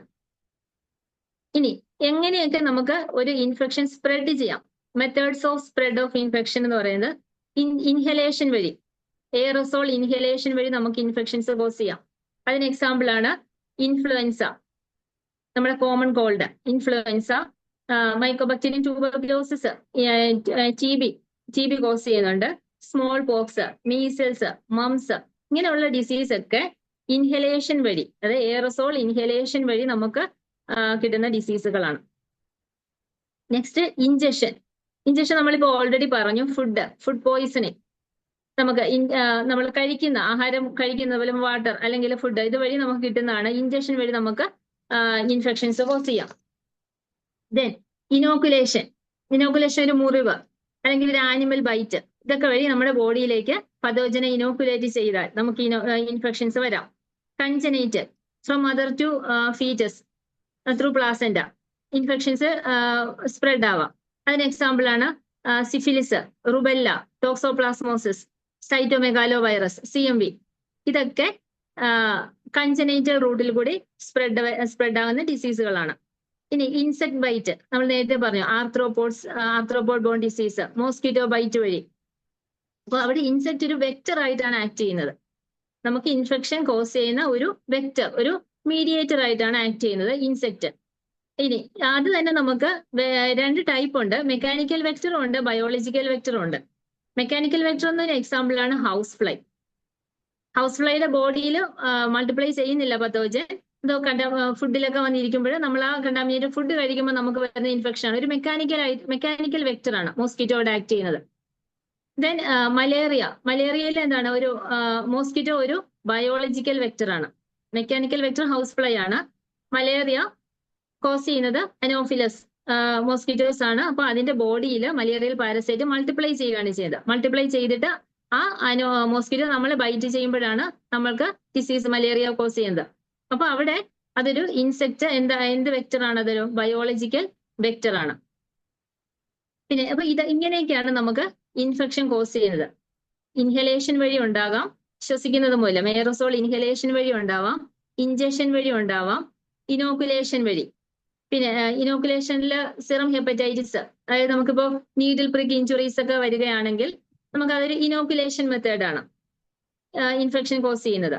ഇനി congenital method from mother to foetus through placenta. Then insect, arthropods, insect വഴി നമുക്ക്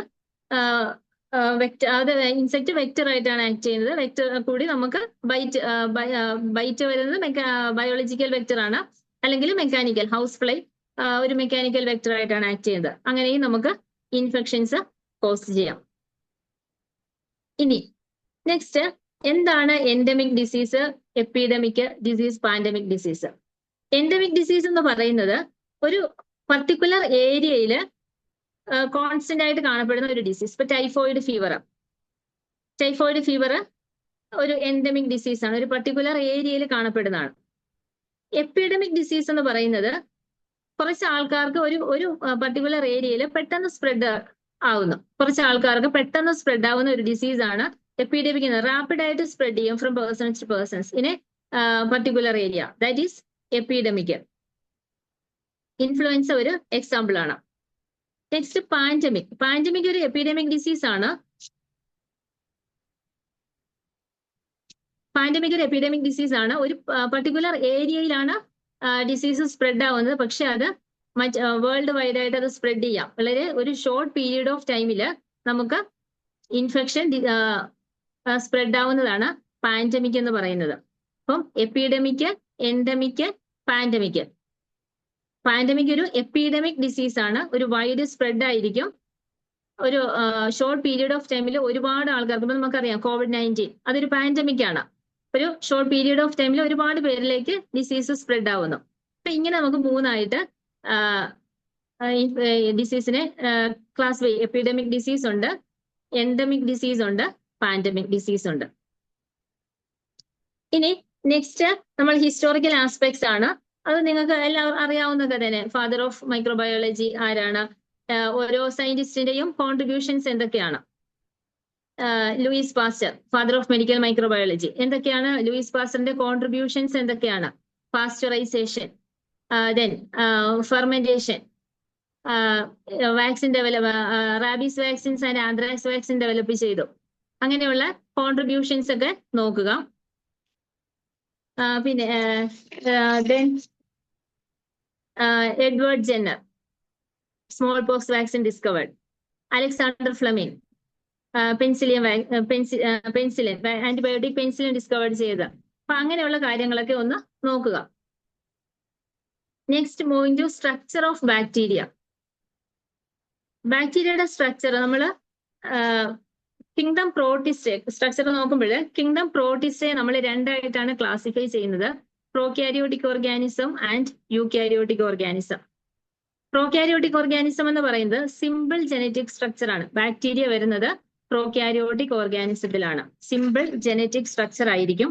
ഒരു ന്യൂക്ലിയസോ ന്യൂക്ലിയർ മെംബ്രെയിനോ കാണത്തില്ല പ്രോകാരിയോട്ടിക് ഓർഗാനിസത്തിന്. ന്യൂക്ലിയസ് ഇല്ല, ന്യൂക്ലിയർ മെംബ്രെയിൻ കാണത്തില്ല, മെംബ്രെയിൻ ബൗണ്ട് ഓർഗനൽസ് കാണത്തില്ല. പിന്നെ ഡിവിഷൻ നടക്കുന്നത് ബൈനറി ഫിഷൻ വഴിയായിരിക്കും. പ്രോകാരിയോട്ടിന്റെ കേസിൽ ബാക്ടീരിയ പ്രോകാരിയോട്ടിക് ഓർഗാനിസം ആണ്. ഒരു സിമ്പിൾ ജനറ്റിക് സ്ട്രക്ചർ ആയിരിക്കും പ്രോകാരിയോട്ടിക് ഓർഗാനിസത്തിനുള്ളത്. ഡിവിഷൻ നടക്കുന്നത് ബൈനറി ഫിഷൻ വഴിയാണ്. ദെൻ നമ്മൾ ബാക്ടീരിയയുടെ ഇന്റേണൽ സ്ട്രക്ചർ, നമ്മൾ സ്ട്രക്ചർ നോക്കുമ്പോൾ ഒരു simple DNA thread like mass കാണാം. DNA ത്രെഡ് ലൈക്ക് മാസ്, അതിന് പറയുന്നത് ന്യൂക്ലിയോയിഡ് എന്നാണ്. ഇന്റേണൽ സ്ട്രക്ചർ, ബാക്ടീരിയയുടെ ഇന്റേണൽ സ്ട്രക്ചറിൽ ഒരു DNA thread like mass of DNA ഉണ്ടായിരിക്കും. That is known as nucleoid. Then some bacteria possess an extra genetic material known as plasmid. Some bacteria possess an extra genetic material known as plasmid that gives resistance to antibiotics. That gives resistance to the bacterium for antibiotics. Okay. അപ്പോൾ നമ്മളൊരു ബാക്ടീരിയയുടെ structure എടുത്താൽ ഒരു DNA DNA mass ഉണ്ട്, central ഒരു DNA mass ഉണ്ട്, that is known as nucleoid. Some bacteria possess an extra genetic material known as plasmid. ഈ plasmid ആണ് വിറുലൻസ് ഫാക്ടർ കൊടുക്കുന്നത് ബാക്ടീരിയക്ക്. ആന്റിബയോട്ടിക് റെസിസ്റ്റൻസ് ഒക്കെ കൊടുക്കുന്നത് ഈ പ്ലാസ്മിഡ് ആയിരിക്കും. ദെൻ ബാക്ടീരിയയുടെ സെൽ എടുത്താല് ബാക്ടീരിയക്ക് ഒരു ഔട്ടർ കവറിംഗ് ഉണ്ട്, ഔട്ടർ സെൽ വോൾ കാണും, ഒരു ഇന്നർ സെൽ മെംബ്രെയിനും ഉണ്ടായിരിക്കും. ഒരു outer cell wall and then inner cell membrane ഉണ്ടായിരിക്കും. ഈ outer cell wall, some bacteria possess and extra protective layer known as capsule. അപ്പോൾ ഔട്ടർ സെൽ വോൾ ഉണ്ട്, ഇന്നർ സെൽ മെംബ്രെയിൻ ഉണ്ട്, ചില ബാക്ടീരിയക്ക് ക്യാപ്സ്യൂൾ ഉണ്ടായിരിക്കും. ഈ ക്യാപ്സ്യൂൾ എന്ന് പറയുന്നത് എന്താണ്? പെപ്റ്റിഡോഗ്ലൈക്കൻ ലെയർ ആണ്. ഈ വിറുലൻസ് ഫാക്ടർ, ബാക്ടീരിയക്ക് വിറുലൻസ് കൊടുക്കുന്ന ഒരു ഘടകമാണ് ക്യാപ്സ്യൂൾ എന്ന് പറയുന്നത്. ഏതെങ്കിലും ഒരു ക്യാപ്സുലേറ്റഡ് ബാക്ടീരിയയുടെ എക്സാമ്പിൾ പറയാമോ ആർക്കെങ്കിലും? ക്യാപ്സുലേറ്റഡ് ബാക്ടീരിയയുടെ എക്സാമ്പിൾ?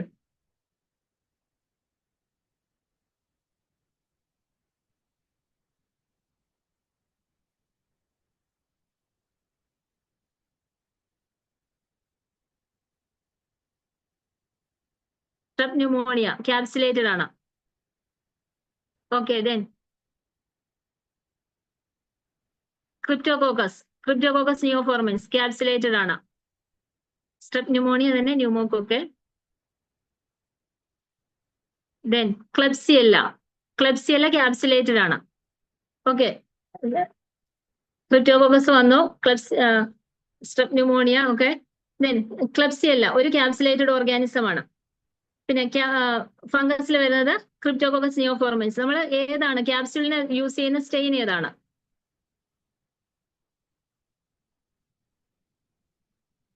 ക്യാപ്സ്യൂളിന് യൂസ് ചെയ്യുന്ന staining method negative stains, Indian ink stain ആണ് നമ്മൾ യൂസ് ചെയ്യുന്നത്. ക്യാപ്സ്യൂളിന് വേണ്ടി യൂസ് ചെയ്യുന്നത് നെഗറ്റീവ് സ്റ്റെയിൻ, ഇന്ത്യൻ ഇങ്ക് ആണ് നമ്മൾ യൂസ് ചെയ്യുന്നത്. ഓക്കെ, അപ്പോൾ നമ്മൾ ബാക്ടീരിയയുടെ സ്ട്രക്ചർ പറയുമ്പോൾ ഒരു ഔട്ടർ സെൽ വോൾ ഉണ്ട്, ഇന്നർ സെൽ മെംബ്രെയിൻ ഉണ്ട്. സം ബാക്ടീരിയ പോസസ് ക്യാപ്സ്യൂൾ എന്ന് പറയുന്നത് ഒരു പെപ്റ്റിഡോഗ്ലൈക്കൻ ലെയർ ആയിരിക്കും. ദെൻ ക്യാപ്സ്യൂൾ കൂടാതെ പിന്നെ കാണുന്ന ഒരു സ്ട്രക്ചർ ആണ് സ്ലൈം. ക്യാപ്സ്യൂൾ എന്ന് പറയുന്നത് വാഷ് ഔട്ട് ആയിട്ട് പോകുന്നത്, നമ്മളൊരു സ്റ്റെയിൻ ചെയ്താലൊന്നും വാഷ് ഔട്ട് ആയി പോകുന്ന ഒരു സ്ട്രക്ചർ അല്ല ക്യാപ്സ്യൂൾ. പക്ഷെ സ്ലൈം ലെയർ എന്ന് പറയുന്നത് ഒരു അത്ര വെൽ ഓർഗനൈസ്ഡ് ആയിട്ടുള്ള ഒരു സ്ട്രക്ചർ അല്ല. Some bacteria possess slime layer also. അത്ര ഒരു വെൽ ഓർഗനൈസ്ഡ് ആയിട്ടുള്ള ഒരു സ്ട്രക്ചർ അല്ല സ്ലൈം ലെയർ. ഈ ക്യാപ്സ്യൂളും ക്യാപ്സ്യൂള് അല്ലെങ്കിൽ slime layers are composed of polysaccharide കൊണ്ടാണ് ക്യാപ്സ്യൂൾ അല്ലെങ്കിൽ സ്ലൈം ലെയർ മെയ്ഡ് ചെയ്തിരിക്കുന്നത്. ഈ ക്യാപ്സ്യൂള് ബാക്ടീരിയയ്ക്ക് ആന്റിജനിക് പ്രോപ്പർട്ടീസ് കൊടുക്കുന്നുണ്ട്. ഓക്കെ, ഇനി നമ്മൾ നോക്കുന്നത് ബാക്ടീരിയയുടെ ഔട്ടർ എന്തൊക്കെയാണ്. ചില എക്സ്റ്റൻഷൻസ് ബാക്ടീരിയയിൽ കാണാറുണ്ട്. അതിന് പറയുന്നതാണ് നമുക്ക് ഏതൊക്കെയാണ്, ചില ഫിംബ്രിയെ അല്ലെങ്കിൽ പിലി, ഫ്ലജെല്ല, ഇതൊക്കെ ബാക്ടീരിയൽ എക്സ്റ്റൻഷൻസ് ആണ്, ഔട്ടർ എക്സ്റ്റൻഷൻസ് ആണ്. ഫ്ലജെല്ല എന്ന് പറയുന്നത് ഓർഗൻ ഓഫ് ലോക്കോമോഷൻ ആണ്. ഫിംബ്രിയ അല്ലെങ്കിൽ പിലി എന്ന് പറയുന്നത് used for attachment.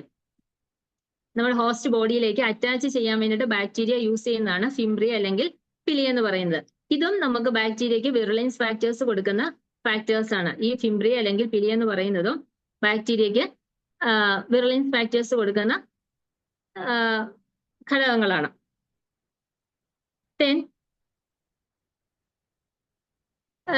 Some gram positive bacteria possess endospores. അതൊരു റെസിസ്റ്റന്റ് സ്ട്രക്ചേഴ്സ് ആണ്. അൺഫേവറബിൾ കണ്ടീഷൻസിൽ ബാക്ടീരിയയ്ക്ക്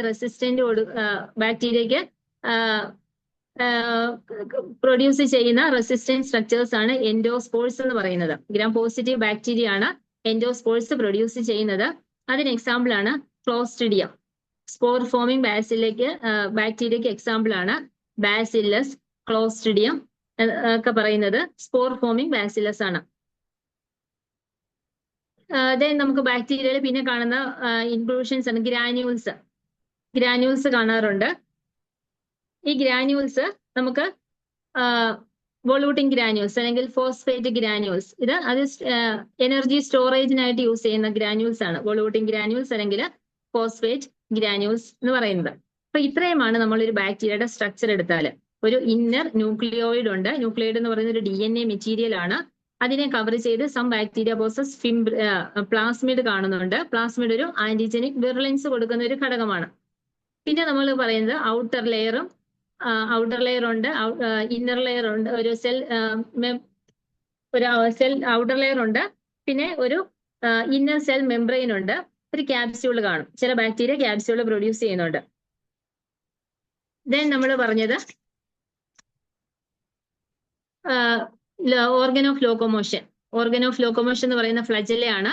പിന്നെ ഓർഗൻ ഓഫ് അറ്റാച്ച്മെന്റ് ഫിംബ്രിയ അല്ലെങ്കിൽ പിലി. ഇതും നമുക്ക് ബാക്ടീരിയയ്ക്ക് ആന്റിജനിക് വിറുലൻസ് ഫാക്ടേഴ്സ് കൊടുക്കുന്ന സ്ട്രക്ചേഴ്സ് ആണ്. സ്പോർ ഫോമിംഗ് ബാക്ടീരിയയുടെ എക്സാമ്പിൾ ആണ് ക്ലോസ്ട്രിഡിയം, ബാസില്ലസ്. ഇതൊക്കെ സ്പോർ ഫോമിംഗ് ബാക്ടീരിയയ്ക്ക് എക്സാമ്പിൾ ആണ്. നമ്മൾ ബാക്ടീരിയയുടെ ക്ലാസിഫിക്കേഷനിലേക്ക് നോക്കുമ്പോൾ മോർഫോളജി അനുസരിച്ചിട്ട് നമുക്ക് ബാക്ടീരിയ, നമുക്ക് കോക്കെ, ബാസില് ഇങ്ങനെ പലതായിട്ട് നമ്മൾ ക്ലാസിഫൈ ചെയ്തിട്ടുണ്ട് മോർഫോളജി അനുസരിച്ചിട്ട്. കോക്കെ എന്ന് പറയുന്നത് ഓവൽ ഷേപ്ഡ് അല്ലെങ്കിൽ സ്ഫെറിക്കൽ ഓവൽ ഷേപ്ഡ് ബാക്ടീരിയക്ക് പറയുന്ന പേരാണ് കോക്കെ. കോക്കെ തന്നെ പല ടൈപ്പ് ഉണ്ട്. Monococci, diplococci, cocci present in clusters, cocci in chains, cocci in tetrads, group of 4, group of 8, ഇങ്ങനെ പലതായിട്ട് നമ്മൾ കോക്കെ ക്ലാസിഫൈ ചെയ്തിട്ടുണ്ട്. മോണോകോക്കെ എന്ന് പറഞ്ഞാൽ സിംഗിൾ കോക്കെ ആയിരിക്കും. Cocci in single, that is known as monococci, monococcus species. Example ആണ് monococcus species.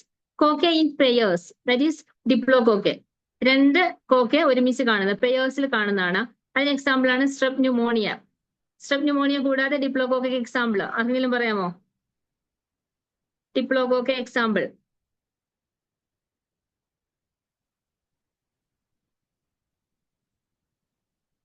മെനിഞ്ചോകോക്കെ, gonococci, ഇതൊക്കെ ഡിപ്ലോകോക്കയ്ക്ക് example ആണ്.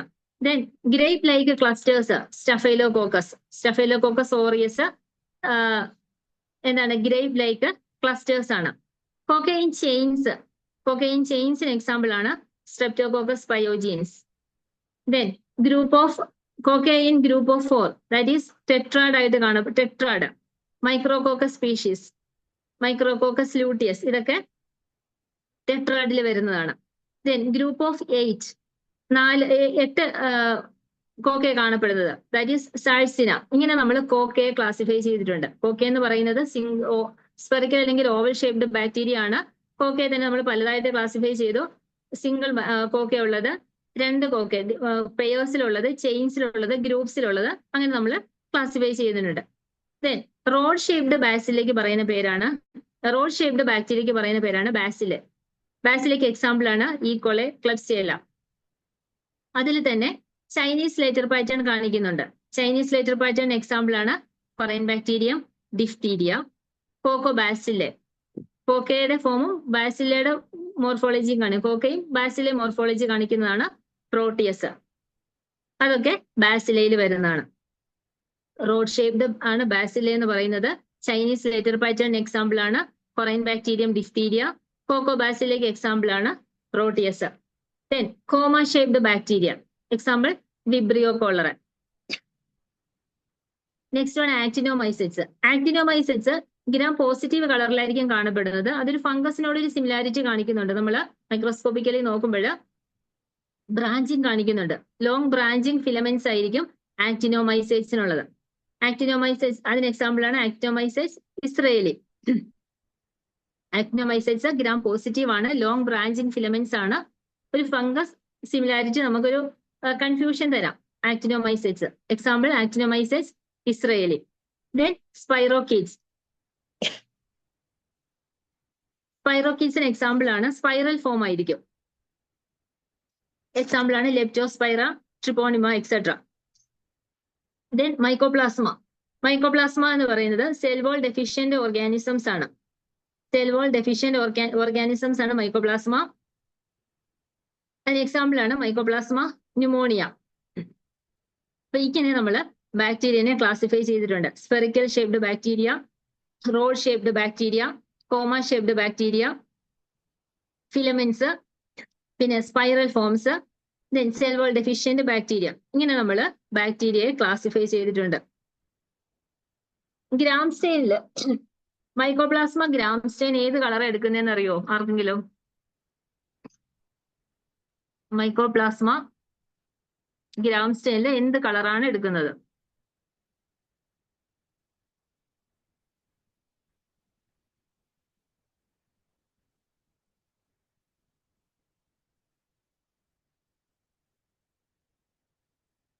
ആൻസർ ഒന്നും ഇല്ലേ?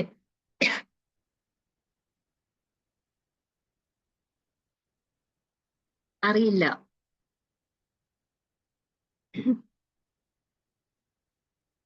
Gram stain is not applicable for Mycoplasma. കാരണം lack of cell wall. Correct ആണ്. മൈക്കോപ്ലാസ്മ സെൽ വാൾ ഡെഫിഷ്യന്റ് ആണ്. അതുകൊണ്ട് നമുക്ക് ഗ്രാം സ്റ്റെയിൻ ചെയ്യൽ പോസിബിൾ അല്ല. ഓക്കെ, അപ്പം ഇത്രയുമാണ് മോർഫോളജി അനുസരിച്ച് നമ്മൾ ബാക്ടീരിയ ക്ലാസിഫൈ ചെയ്തിരിക്കുന്നത്. Next, based on oxygen dependence bacteria എങ്ങനെയൊക്കെയാണ് ക്ലാസിഫൈ ചെയ്തിരിക്കുന്നത്? ഓക്സിജന്റെ അവൈലബിലിറ്റി അനുസരിച്ചിട്ട് എയറോബിക് ബാക്ടീരിയ എന്ന് പറഞ്ഞാൽ ഓക്സിജന്റെ പ്രസൻസിൽ മാത്രമേ ഗ്രോത്ത് കിട്ടുള്ളൂ, മാത്രം വളരുന്ന ബാക്ടീരിയ ആണ് എയറോബിക് ബാക്ടീരിയ. ദെൻ ഒബ്ലിഗേറ്റ് എയറോബിന് ഓക്സിജന്റെ പ്രസൻസ് ഇല്ലാതെ ഗ്രോത്ത് കിട്ടുകയില്ല. സ്ട്രിക്റ്റ് എയറോബ്സ് ആണ് ഒബ്ലിഗേറ്റ് എയറോബ്സ് എന്ന് പറയുന്നത്. Example Mycobacterium tuberculosis and Vibrio cholerae.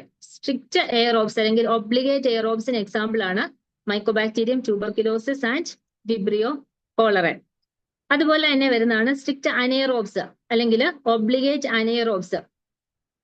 ഓക്സിജന്റെ പ്രസൻസിൽ ഗ്രോത്ത് കിട്ടില്ല, അങ്ങനെയുള്ള ഓർഗാനിസം ആണ്. ആബ്സെൻസ് ഓഫ് ഫ്രീ ഓക്സിജനിൽ മാത്രം ഗ്രോത്ത് തരുന്നതാണ് സ്ട്രിക്റ്റ് എയറോബ്. ഒബ്ലിഗേറ്റ് എയറോബ് എന്ന് പറഞ്ഞാൽ ഓക്സിജന്റെ പ്രസൻസ് വേണം. ഒബ്ലിഗേറ്റ് അനേറോബ് എന്ന് പറഞ്ഞാൽ ഓക്സിജന്റെ ആബ്സെൻസിൽ മാത്രമേ ഗ്രോത്ത് കിട്ടുള്ളൂ. അതിന് എക്സാമ്പിൾ ആണ് ക്ലോസ്ട്രിഡിയം, ബാക്ടീരിയോയിഡ്സ് എക്സെട്ര. ഇപ്പോൾ എയറോബ്സ് ഉണ്ട്. എയറോബ്സ് ഓക്സിജന്റെ ഗ്രോത്തിലാണ് ഓക്സിജന്റെ പ്രസൻസിലാണ് ഗ്രോത്ത് കിട്ടുന്നത്. Obligate aerobe example Mycobacterium tuberculosis and Vibrio cholerae.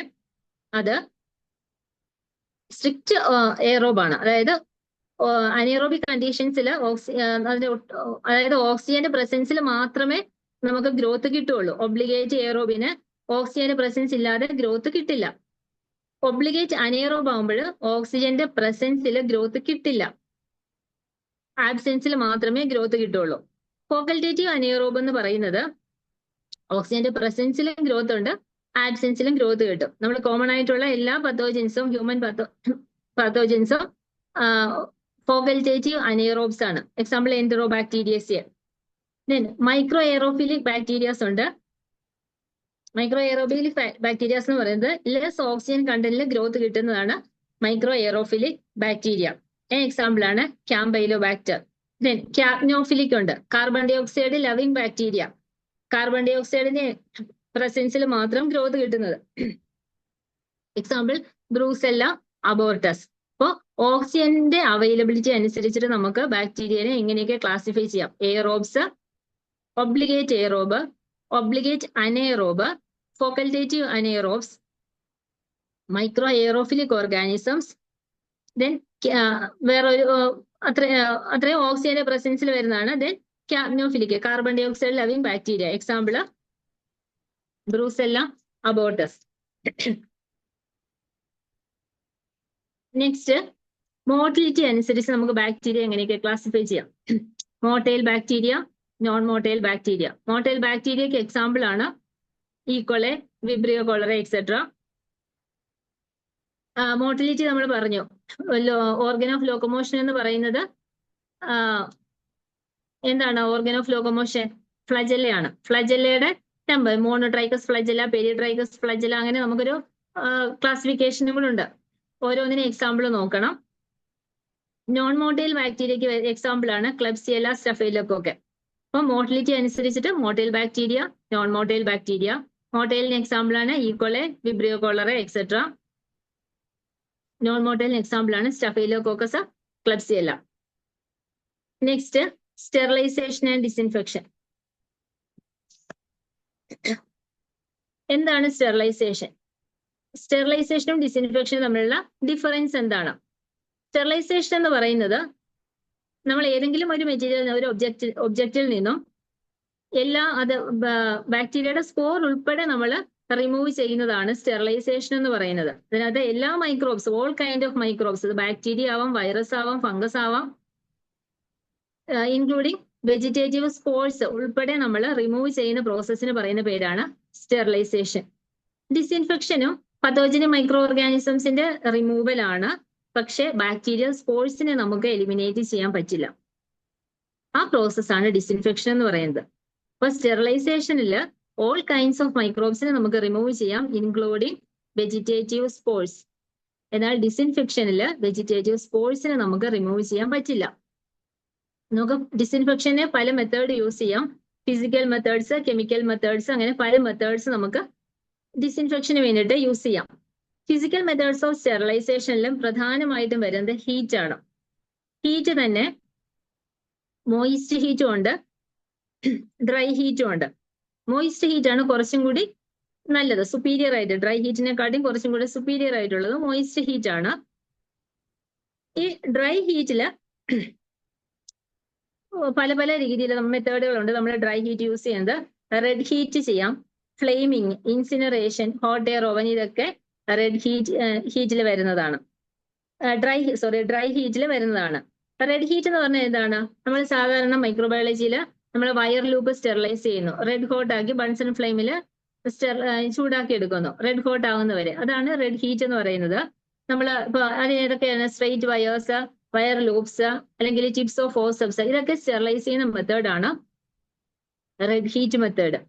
Flaming എന്ന് പറയുന്ന ഒരു ടെസ്റ്റ് ട്യൂബിന്റെ മൗത്ത് നമ്മൾ ജസ്റ്റ് ഫ്ലെയിമിൽ ഒന്ന് ചൂടാക്കുന്നു, ഇതൊക്കെ ഫ്ലെയിമിങ്ങിലാണ് വരുന്നത്. അല്ലെങ്കിൽ ഒരു ഫ്ലാസ്ക്, ഗ്ലാസ് സ്ലൈഡ് നമ്മൾ ജസ്റ്റ് സ്മിയർ ഒക്കെ എടുക്കുന്നതിന് മുമ്പ് സ്ലൈഡൊക്കെ ജസ്റ്റ് ഒന്ന് ഫ്ലെയിമിൽ ഒന്ന് ചൂടാക്കി എടുക്കും, അതൊക്കെ ഫ്ലെയിമിംഗ് ആണ്.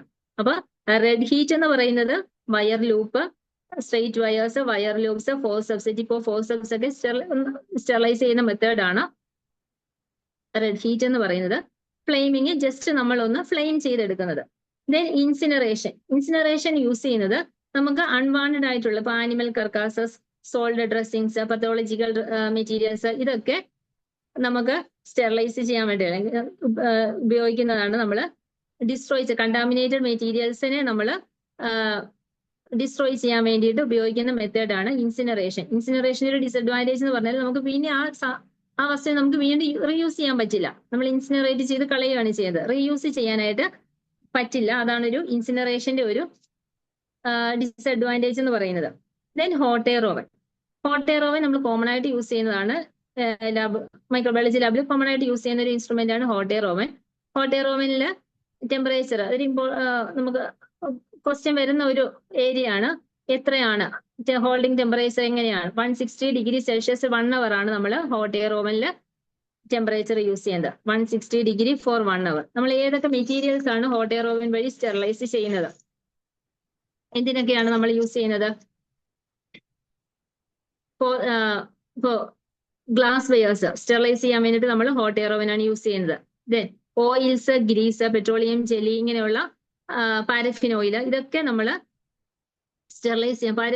പാരഫിൻ ഓയിലിന്റെ സ്റ്റെറിലൈസേഷൻ മെത്തേഡ് ഒരു ക്വസ്റ്റ്യൻ വരാം. പാരഫിൻ ഓയിൽ സ്റ്റെറിലൈസ് ചെയ്യുന്നത് ഹോട്ട് എയർ ഓവൻ വഴിയാണ്. Holding temperature 160 degree for 1 hour ആണ്. ദെൻ ഹോട്ട് എയർ ഓവനിൽ നമ്മളൊരു കൺട്രോൾ യൂസ് ചെയ്യുന്നുണ്ട്. ഹോട്ട് എയർ ഓവനിലെ കൺട്രോള് ബാസില്ലസ് സബ്റ്റിലിസ് അല്ലെങ്കിൽ ക്ലോസ്ട്രീഡിയം ടെറ്റനി ആണ്. Spores of 10⁻⁶ spores of Bacillus subtilis or Clostridium tetani on paper strips ആണ് നമ്മൾ ഹോട്ട് എയർ ഓവനിൽ കൺട്രോൾ ആയിട്ട് യൂസ് ചെയ്യുന്നത്. ഹോട്ട് എയർ ഓവന്റെ holding temperature 160 degree for 1 hour ആണ്. Then temperature below 100 degree, 100 degree below use, ഇപ്പൊ നമ്മൾ 100 ഡിഗ്രി എബോവ് ആണ് പറഞ്ഞത്. 100 ഡിഗ്രി ബിലോയിൽ യൂസ് ചെയ്യുന്ന സ്റ്റെറിലൈസേഷൻ മെത്തേഡ് പാസ്ചറൈസേഷൻ ഡയറി പ്രോഡക്ട്സിന്റെ ഒക്കെ സ്റ്റെറിലൈസേഷന് വേണ്ടി യൂസ് ചെയ്യുന്നതാണ് pasteurisation. Then vaccine bath or serum bath, അത് സ്റ്റെറിലൈസേഷൻ ബിലോ 100 ഡിഗ്രി സെൽഷ്യസിൽ വരുന്നതാണ്. വാക്സിൻ ബാത്ത് ഒക്കെ വാക്സിൻ പ്രിപ്പറേഷൻ കണ്ടാമിനേഷൻ എന്തെങ്കിലും വന്നാൽ നമ്മൾ വാട്ടർ ബാത്തിൽ 60 ഡിഗ്രി ഫോർ 1 അവർ സ്റ്റെറിലൈസ് ചെയ്യുക, അതാണ് വാക്സിൻ ബാത്ത്. അല്ലെങ്കിൽ സിറം ബാത്ത്, കണ്ടാമിനേറ്റഡ് സിറം ഉണ്ടെങ്കിൽ അതിനെ 56 ഡിഗ്രി സെൽഷ്യസിൽ 1 അവർ സ്റ്റെറിലൈസ് ചെയ്യാം. വാക്സിൻ ബാത്ത് അല്ലെങ്കിൽ സിറം ബാത്ത്, ഇതൊക്കെ ടെമ്പറേച്ചർ ബിലോ 100 ഡിഗ്രി സെൽഷ്യസിൽ വരുന്നതാണ്. Pasteurisation, vaccine bath or serum bath. Then temperature at 100 degree Celsius. Inspissation നമ്മൾ യൂസ് ചെയ്യുന്നത് ഇപ്പൊ LJ media, Lowenstein Jensen media ഒക്കെ നമ്മൾ സ്റ്റെറിലൈസ് ചെയ്യാൻ വേണ്ടിയിട്ട് ഇൻസ്പിസേഷൻ ആണ് യൂസ് ചെയ്യുന്നത്. 80 to 85 ഡിഗ്രിയിൽ 30 മിനിറ്റ്സ് 3 കോൺസിക്യൂട്ടീവ് ഡേയ്സിൽ നമ്മൾ ഇൻസ്പിസേറ്ററിൽ വെച്ചിട്ട് സ്റ്റെറിലൈസ് ചെയ്യും. എഗ് കണ്ടെയ്നിങ് അല്ലെങ്കിൽ സിറം കണ്ടെയ്നിങ് മീഡിയാസിന്റെ സ്റ്റെറിലൈസേഷന് വേണ്ടി നമ്മൾ യൂസ് ചെയ്യുന്നതാണ് inspissation. Temperature 80 to 85 degree Celsius for 3 consecutive days. Then boiling ഉണ്ട്. ബോയിലിംഗ് നമ്മൾ സാധാരണ 100 ഡിഗ്രി സെൽഷ്യസിൽ ബോയിലിംഗ് വാട്ടർ ബാത്ത് യൂസ് ചെയ്യുന്നു. Steam at 100 degree Celsius. Steam at 100 degree സെൽഷ്യസിന് എക്സാമ്പിൾ ആണ് Arnold and Koch steamers. Steam at 100 degree Celsius. Then tyndallisation. Tyndallisation എന്ന് പറഞ്ഞാൽ ഇന്റർമീഡിയന്റ് sterilisation ആണ് ടിൻഡലൈസേഷൻ എന്ന് പറയുന്നത്. ഷുഗേഴ്സ് ആൻഡ് ജെലാറ്റിൻ മീഡിയ ഒക്കെ നമ്മൾ ഓട്ടോക്ലേവ് ചെയ്താൽ അതിന് ഡീകമ്പോസിഷൻ നടക്കും. ഷുഗർ, ജെലാറ്റിൻ ഒന്നും നമുക്ക് ഓട്ടോക്ലേവ് ചെയ്ത് അല്ലെങ്കിൽ ഹോട്ട് എയർ ഓവനിൽ വെച്ചിട്ട് സ്റ്റെറിലൈസ് ചെയ്യാൻ പറ്റില്ല. അതിനുവേണ്ടി യൂസ് ചെയ്യുന്നതാണ് ടിൻഡലൈസേഷൻ മെത്തേഡ്. ഇന്റർമീഡിയന്റ് സ്റ്റെറിലൈസേഷൻ ആണ് യൂസ് ചെയ്യുന്നത്. ദെൻ ടെമ്പറേച്ചർ എബവ് 100 ഡിഗ്രി സെൽഷ്യസിൽ ഓട്ടോക്ലേവ്. ഓട്ടോക്ലേവിന്റെ holding temperature 121 degree Celsius for 15 minutes ആണ്. ഹോട്ട് എയർ ഓവനിൽ നമ്മൾ കോമൺ ആയിട്ടുള്ള ലബോറട്ടറി മീഡിയാസ് ഒക്കെ ഓട്ടോക്ലേവിലാണ് സ്റ്റെറിലൈസ് ചെയ്യുന്നത്. കൾച്ചർ മീഡിയാസ്, ഡ്രസ്സിങ്സ്, ലിനൻ ഇതൊക്കെ നമ്മൾ സ്റ്റെറിലൈസ് ചെയ്യുന്നത് ഹോട്ട് എയർ ഓവനിലാണ്. ദെൻ റേഡിയേഷൻ യൂസ് ചെയ്യാം. റേഡിയേഷൻ തന്നെ 2 ടൈപ്പ് ഉണ്ട്. അയണൈസിങ് റേഡിയേഷനും ഉണ്ട്, നോൺ അയണൈസിങ് റേഡിയേഷനും ഉണ്ട്.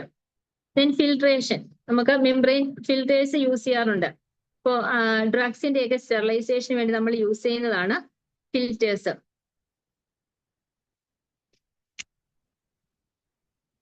പിന്നെ chemical methods of sterilisation.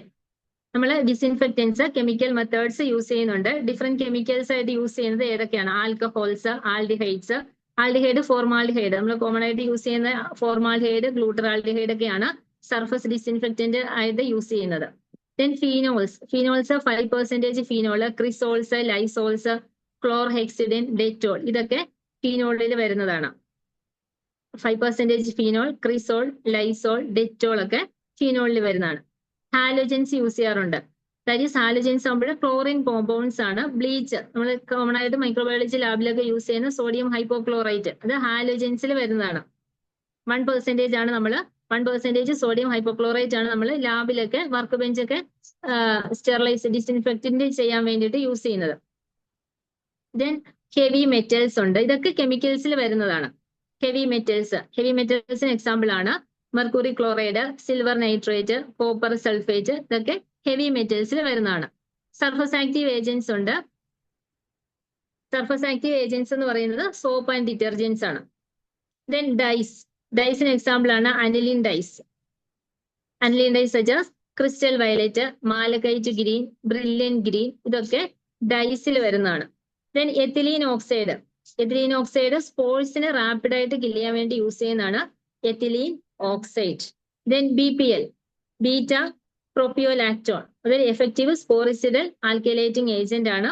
And also it is A carcinogen. അപ്പോൾ കെമിക്കൽസ് ഏതൊക്കെയാണ്? Different chemicals used as disinfectants. Alcohols use ചെയ്യുന്നുണ്ട്. ആൽക്കഹോൾ നമ്മൾ ലാബിലൊക്കെ പ്രൊപ്പനോൾ യൂസ് ചെയ്യാറുണ്ട്. ഇപ്പം ഹൈഡ്രബൈഡ് ഒക്കെ യൂസ് ചെയ്യുന്നതാണ്. Ethyl alcohol, isopropyl alcohol, methyl alcohol, 70% ethyl alcohol or spirit ഇതൊക്കെ നമ്മൾ ആന്റിസെപ്റ്റിക് ആയിട്ട് യൂസ് ചെയ്യുന്നതാണ്. പിന്നെ ആൽഡിഹൈഡ് പറഞ്ഞു, ഫോർമാൽഡിഹൈഡ്, ഗ്ലൂട്ടറാൽഡിഹൈഡ്. ഓപ്പറേഷൻ തിയേറ്ററിനകത്തൊക്കെ നമ്മൾ യൂസ് ചെയ്യുന്നത് ഫ്യൂമിഗേഷന് വേണ്ടിയിട്ടൊക്കെ യൂസ് ചെയ്യുന്നത് 40% ഫോർമാൽഡിഹൈഡ് അല്ലെങ്കിൽ ഫോർമലിൻ ആണ്. ഡിസിൻഫെക്റ്റന്റ്, സർഫസ് ഡിസിൻഫെക്ഷൻ അല്ലെങ്കിൽ fumigation of operation theatres, biological safety cabinets, ward, hospital വാർഡിലൊക്കെ യൂസ് ചെയ്യുന്നത് ഫോർമാൽഡിഹൈഡ് ആണ്. പിന്നെ നമ്മൾ ബാക്കിയൊക്കെ പറഞ്ഞു. ഹാലജൻസ്, ഫീനോൾസ് ഒക്കെ ഏതൊക്കെയാണ്, അതിന് എക്സാമ്പിൾ ഏതൊക്കെയാണെന്ന് നോക്കാം. ദെൻ കൾച്ചർ മീഡിയയില്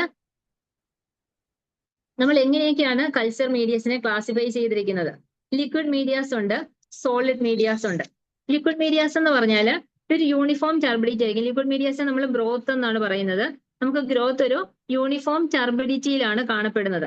പക്ഷെ അതിൽ നിന്ന് നമുക്ക് ആ ഒരു ഒന്നിൽ കൂടുതൽ ഓർഗാനിസം ഉണ്ടെങ്കിൽ നമ്മളൊരു ലിക്വിഡ് ഗ്രോത്തിൽ നമുക്ക് അതിനെ ഐഡന്റിഫൈ ചെയ്യാൻ പറ്റില്ല. അതിന് നമ്മൾ സോളിഡ് മീഡിയയിലേക്ക് ഇനോക്കുലേറ്റ് ചെയ്താൽ മാത്രമേ ഏതൊക്കെ മൈക്രോ ഓർഗാനിസം ആണുള്ളത്, ഒന്നിൽ കൂടുതൽ മൈക്രോ ഓർഗാനിസം ഉണ്ടോ, അതിനെ പ്യുവർ കൾച്ചർ ഐസൊലേറ്റ് കിട്ടണമെന്നുണ്ടെങ്കിൽ നമ്മൾ അതിനെ സോളിഡ് മീഡിയയിലേക്ക് കൾച്ചർ ചെയ്യണം. അപ്പൊ നമുക്ക് കൾച്ചർ മീഡിയയെ തന്നെ കൺസിസ്റ്റൻസി അനുസരിച്ചിട്ട് liquid media, solid media, semi solid media എന്ന് ക്ലാസിഫൈ ചെയ്തിട്ടുണ്ട്. ലിക്വിഡ് മീഡിയയിൽ യൂണിഫോം ടർബിഡിറ്റി ആയിരിക്കും കാണപ്പെടുന്നത്. സോളിഡ് മീഡിയ നമ്മൾ സോൾഡിഫൈ ചെയ്യാൻ വേണ്ടിയിട്ട് ലിക്വിഡ് മീഡിയയെ സോൾഡിഫൈ ചെയ്ത് നമ്മൾ അഗാർ യൂസ് ചെയ്തിട്ടാണ് സോൾഡിഫൈ ചെയ്യുന്നത്. അഗാർ മാത്രമേ നമുക്ക് പൊട്ടറ്റോ യൂസ് ചെയ്യാം, എഗ് യൂസ് ചെയ്യാം സോൾഡിഫൈങ് ഏജന്റ് ആയിട്ട്. ഇപ്പൊ എൽ ജെ മീഡിയയിൽ എഗ് ആണ് യൂസ് ചെയ്യുന്നത്. ലോവൻസ്റ്റൈൻസ് ജെൻസൺ മീഡിയത്തിൽ സോൾഡിഫൈങ് ഏജന്റ് ആയിട്ട് നമ്മൾ എഗ് ആണ് യൂസ് ചെയ്യുന്നത്. സാധാരണ അല്ലെങ്കിൽ നമുക്ക് അഗാർ യൂസ് ചെയ്യാം. അഗാറിന്റെ ഒരു പ്രത്യേകത എന്ന് പറഞ്ഞാൽ melt at 95 degree Celsius and solidifies at 42 degree Celsius. അഗാറിന്റെ മെൽറ്റിംഗ് പോയിന്റ് 95 ഡിഗ്രി സെൽഷ്യസ് ആണ്. Then solidifies at 42 degree Celsius. Then നമുക്ക് സെമി സോൾഡ് മീഡിയാസ് യൂസ് ചെയ്യാം. സെമി സോൾഡ് മീഡിയാസ് നമുക്ക് മാനിറ്റോൾ മോട്ടിലിറ്റി മീഡിയ ആണ് കോമൺ ആയിട്ട് യൂസ് ചെയ്യുന്നത്. അതിനാൽ നമുക്ക് രണ്ട് കാര്യങ്ങൾ ഐഡന്റിഫൈ ചെയ്യാം.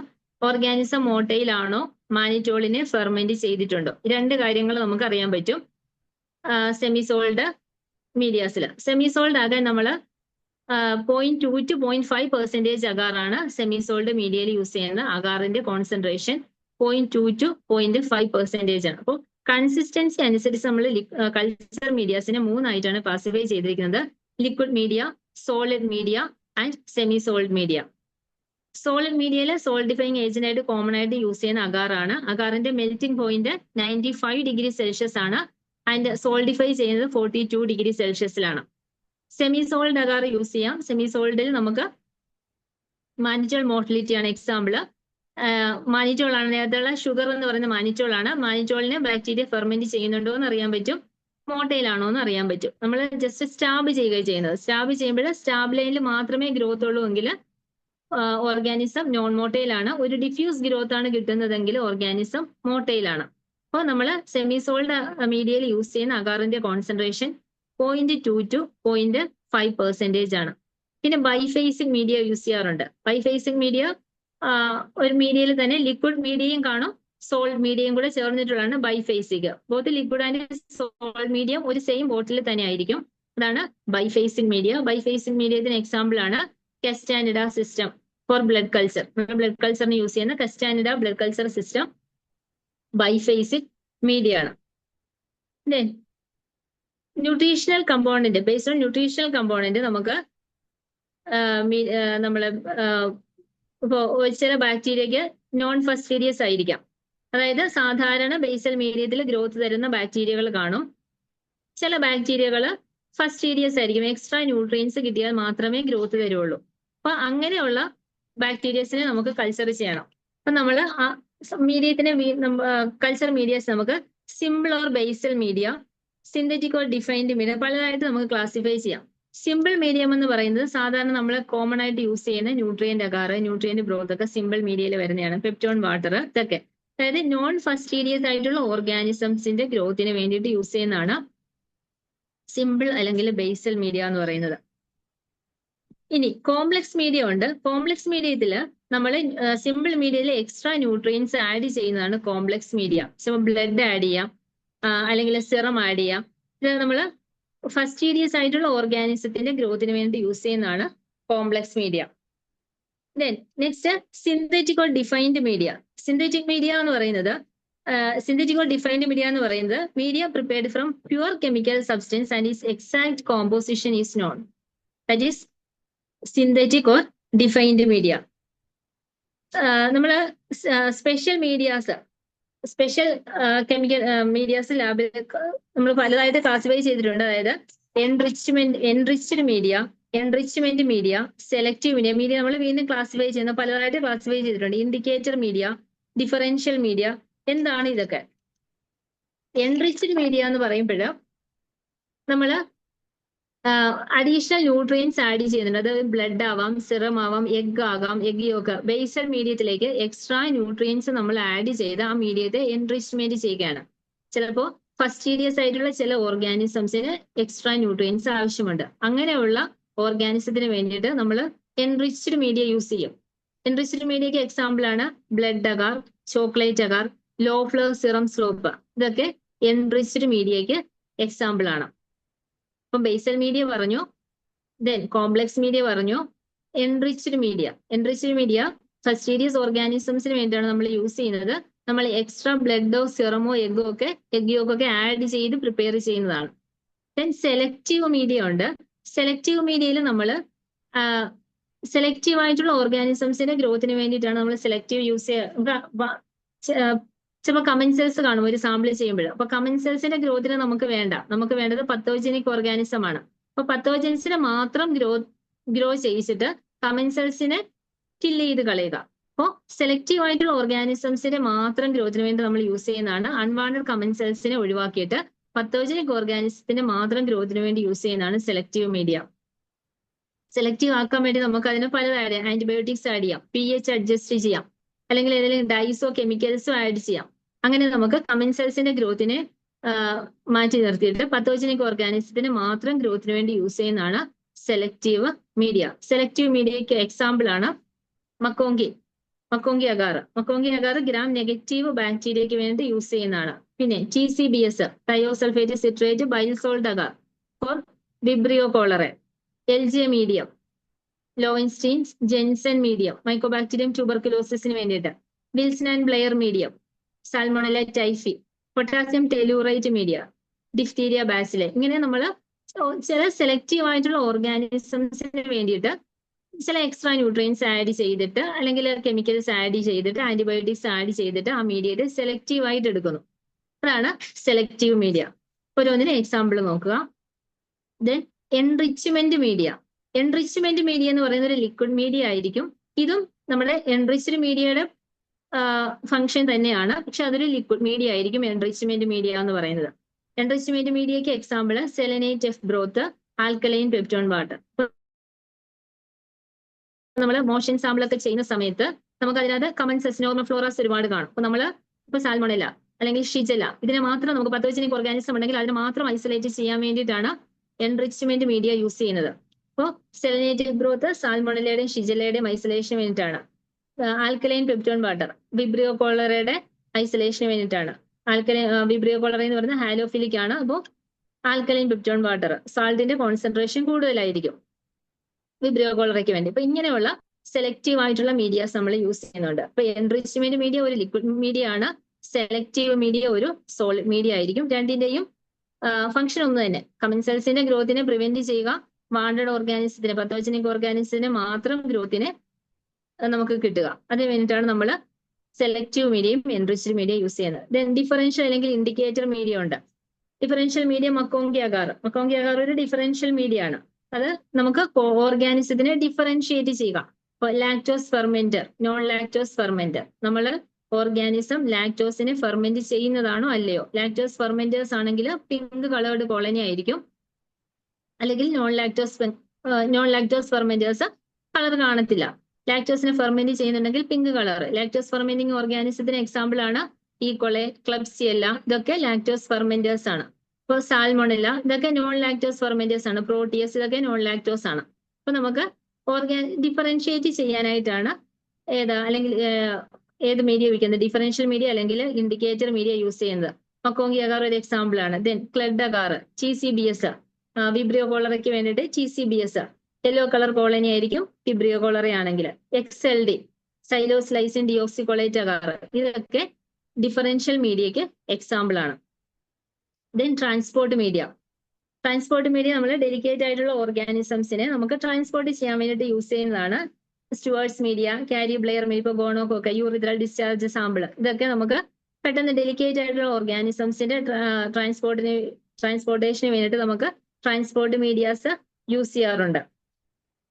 അപ്പൊ ഇങ്ങനെയാണ് നമ്മൾ മീഡിയാസിനെ ക്ലാസിഫൈ ചെയ്തിരിക്കുന്നത്. ദെൻ അനേറോബിക് മീഡിയാസ് ഉണ്ട്. ബേസ്ഡ് ഓക്സിജൻ റിക്വയർമെന്റ് വെച്ചിട്ട് നമുക്ക് എയറോബിക് മീഡിയ ആവുമ്പോൾ നമുക്ക് എക്സാമ്പിൾ ഒരു റെഡ്യൂസ്ഡ് ഓക്സിജൻ റിഡക്ഷൻ പൊട്ടൻഷ്യൽ ആയിരിക്കും anaerobic media. Backup for anaerobes ഏതാണ്? ബാക്കപ്പ് ഫോർ അനേറോബ്സ് ആർക്കെങ്കിലും പറയാമോ? Backup for anaerobes.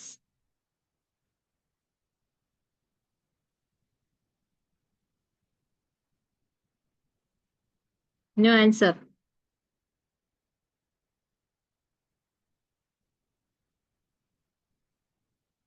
തയോഗ്ലൈക്കൊളേറ്റ്. അപ്പോൾ backup for anaerobes thioglycollate media ആണ്. ഇപ്പൊ നമുക്ക് അനേറോബിക് മീഡിയക്ക് വേറെ example RCM Robertson's cooked meat media anaerobic ഓർഗാനിസംസിന് വേണ്ടി യൂസ് ചെയ്യുന്നതാണ്. Thioglycollate broth. KVLB കാനാമൈസിൻ, vancomycin, laked blood agar. Cycloserine, cefoxitin, egg yolk agar, ഇതൊക്കെ നമ്മൾ അനിയറോബിക് മീഡിയാസ് ആയിട്ട് യൂസ് ചെയ്യുന്നതാണ്. CDC, ബ്ലഡ് അഗാർ, ഇതൊക്കെ അനിയറോബിക് മീഡിയാസ് ആണ്, അനിയറോബിക് ഓർഗാനിസംസിന് വേണ്ടി യൂസ് ചെയ്യുന്നതാണ്. അപ്പൊ ഇങ്ങനെ നമുക്ക് മീഡിയാസിനെ ക്ലാസിഫൈ ചെയ്യാം. ഓക്കെ, നമ്മൾ കോമൺ ആയിട്ട് യൂസ് ചെയ്യുന്ന മീഡിയാസ് നിങ്ങൾക്ക് അറിയാവുന്നതാണ്. പെപ്റ്റോൺ വാട്ടർ, അതിന്റെയൊക്കെ കമ്പോണൻസ് എത്രയാണെന്ന് നോക്കുക. എങ്ങനെയൊക്കെയാണ് അതിന്റെയൊക്കെ ഇൻഗ്രീഡിയൻസ് ഏതൊക്കെയാണ്, പിന്നെ pH എത്രയാണ്. Nutrient agar common basal media ആണ്. അതിനകത്ത് ഏതൊക്കെ കണ്ടന്റ് ഉണ്ട്? ഇപ്പൊ പെപ്റ്റോൺ ഉണ്ട്, ബീഫ് എക്സ്ട്രാക്ട് ഉണ്ട്, സോൾഡിഫൈങ് ഏജന്റ് ആയിട്ട് അഗാർ ഉണ്ട്. pH 7.4 to 7.6 ആണ്. നോർമലി മിക്ക ബാക്ടീരിയൽ മീഡിയാസിന്റെയും pH എന്ന് പറയുന്നത് 7.4 to 7.6 ആണ്. നമ്മൾ ഫംഗൽ കൾച്ചറിന് വേണ്ടി യൂസ് ചെയ്യുമ്പോൾ അസിഡിക് pH പോകും. അപ്പൊ സാബ്രോസ്, ഡെക്സ്ട്രോസ് അഗാർ, SDA ഒക്കെ ആവുമ്പോൾ അസിഡിക് pH ആണ്. 5.4 to 5.6 ഒക്കെ ആയിരിക്കും ടെമ്പറേച്ചർ. ബാക്ടീരിയൽ കോമൺ ആയിട്ട് യൂസ് ചെയ്യുന്ന എല്ലാ ബാക്ടീരിയൽ മീഡിയസിന്റെയും pH എന്ന് പറയുന്നത് 7.4 to 7.6 ആണ്. ദെൻ ബ്ലഡ് അഗാർ എങ്ങനെയാണ് പ്രിപ്പയർ ചെയ്യുന്നത്? ന്യൂട്രിയന്റ് അഗാറിലേക്ക് നമ്മൾ ബ്ലഡ് ആഡ് ചെയ്യുന്നു. അത് ഹോഴ്സ് ബ്ലഡ് ആവാം, ഹ്യൂമൻ ബ്ലഡ് ആവാം, ഷീ ബ്ലഡ് ആവാം. നമുക്ക് ബ്ലഡ് ആഡ് ചെയ്യുന്നു. ബ്ലഡ് ആഡ് ചെയ്യുന്നത് 50 ഡിഗ്രി സെൽഷ്യസിൽ, ന്യൂട്രിയന്റ് അഗാർ 50 ഡിഗ്രി സെൽഷ്യസിലേക്ക് ടെമ്പറേച്ചർ എത്തുമ്പോൾ ബ്ലഡ് ആഡ് ചെയ്ത് നമ്മൾ ആ മീഡിയയുടെ എൻറിച്ച്ഡ് മീഡിയ ആക്കുകയാണ്. നേരത്തെ പറഞ്ഞു ഫസ്റ്റീരിയസ് ഓർഗാനിസത്തിന് വേണ്ടിയിട്ട് നമുക്ക് എൻറിച്ച്ഡ് മീഡിയ ആവശ്യമുണ്ട്. അപ്പൊ നമുക്ക് അങ്ങനെ ബ്ലഡ് അഗാർ പ്രിപ്പയർ ചെയ്യാം. ദെൻ ചോക്ലേറ്റ് അഗാർ ആകുമ്പോൾ 80 ഡിഗ്രി സെൽഷ്യസ് ആകുമ്പോഴാണ് ന്യൂട്രിയന്റ് അഗാറിന്റെ പ്രിപ്പയർ ചെയ്ത് നമ്മൾ അതിനകത്ത് അതിന്റെ ടെമ്പറേച്ചർ 80 ഡിഗ്രി സെൽഷ്യസിൽ എത്തുമ്പോൾ നമ്മൾ ബ്ലഡ് ആഡ് ചെയ്യുമ്പോൾ അത് ചോക്ലേറ്റ് അഗാർ ആയിട്ട് മാറുന്നു. ചോക്ലേറ്റ് അഗാർ നമ്മൾ യൂസ് ചെയ്യുന്ന ഏതിനാണ്? പ്രധാനമായിട്ടും ഏതൊക്കെ ഓർഗാനിസത്തിന് വേണ്ടിയാണ് ചോക്ലേറ്റ് അഗാർ യൂസ് ചെയ്യുന്നത്? എനിപ്പിടി ചോക്ലേറ്റ് അഗാർ ഗോണോകോക്കെ,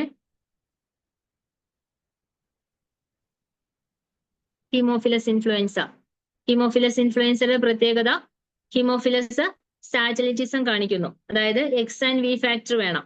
അപ്പൊ ബ്ലഡ് അഗാറിലാണ് നമ്മൾ ഹീമോഫിലസിനെ സ്ട്രീക്ക് ചെയ്യുന്നുണ്ടെങ്കിൽ നമ്മൾ സ്റ്റാഫ് ടെസ്റ്റ് കൊടുക്കണം. എന്നാൽ ചോക്ലേറ്റ് അഗാറിലാണെങ്കിൽ നമുക്ക് സ്റ്റാഫ് ടെസ്റ്റ് ഇല്ലാതെ തന്നെ ഹീമോഫിലസിനെ വളർത്താം. സ്റ്റാഫ് ടെസ്റ്റ് ഇടാറുണ്ട്, സ്റ്റാഫ് ടെസ്റ്റ് ഇല്ലാതെ തന്നെ വളർത്താം. കാരണം അതിൽ നിന്നും ഏത് ഫാക്ടറാണ് റിലീസ് ചെയ്യുന്നത്? ചോക്ലേറ്റ് അഗാറിൽ നിന്ന് ഹീറ്റ് ചെയ്യുമ്പോൾ ഏത് ഫാക്ടർ റിലീസ് ആവും?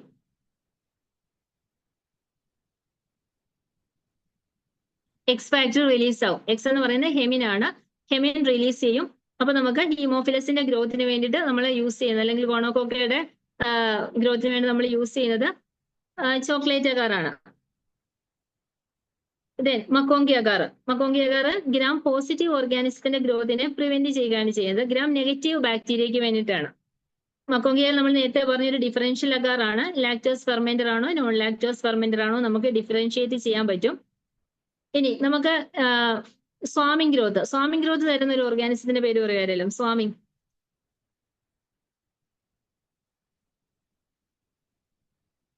പ്രോട്ടിയസ് സ്വാമിംഗ് ഗ്രോത്ത് തരുന്ന ഒരു ഓർഗാനിസം ആണ്. പ്രോട്ടിയസ് മക്കോങ്കി അഗാറിൽ സ്വാം ചെയ്യാറില്ല. കാരണം എന്താണ്? പ്രോട്ടിയസ് മക്കോങ്കി അഗാറിൽ ബ്ലഡ് അഗാറിൽ സ്വാമിങ് തരുന്നുണ്ട്. എന്നാൽ പ്രോട്ടിയസ് മക്കോങ്കി അഗാറിൽ സ്വാം ചെയ്യാറില്ല. സ്വാമിങ്ങിനെ പ്രിവെന്റ് ചെയ്യുന്നൊരു ഇൻഗ്രീഡിയന്റ് ഉണ്ട്. ഏതാണ്?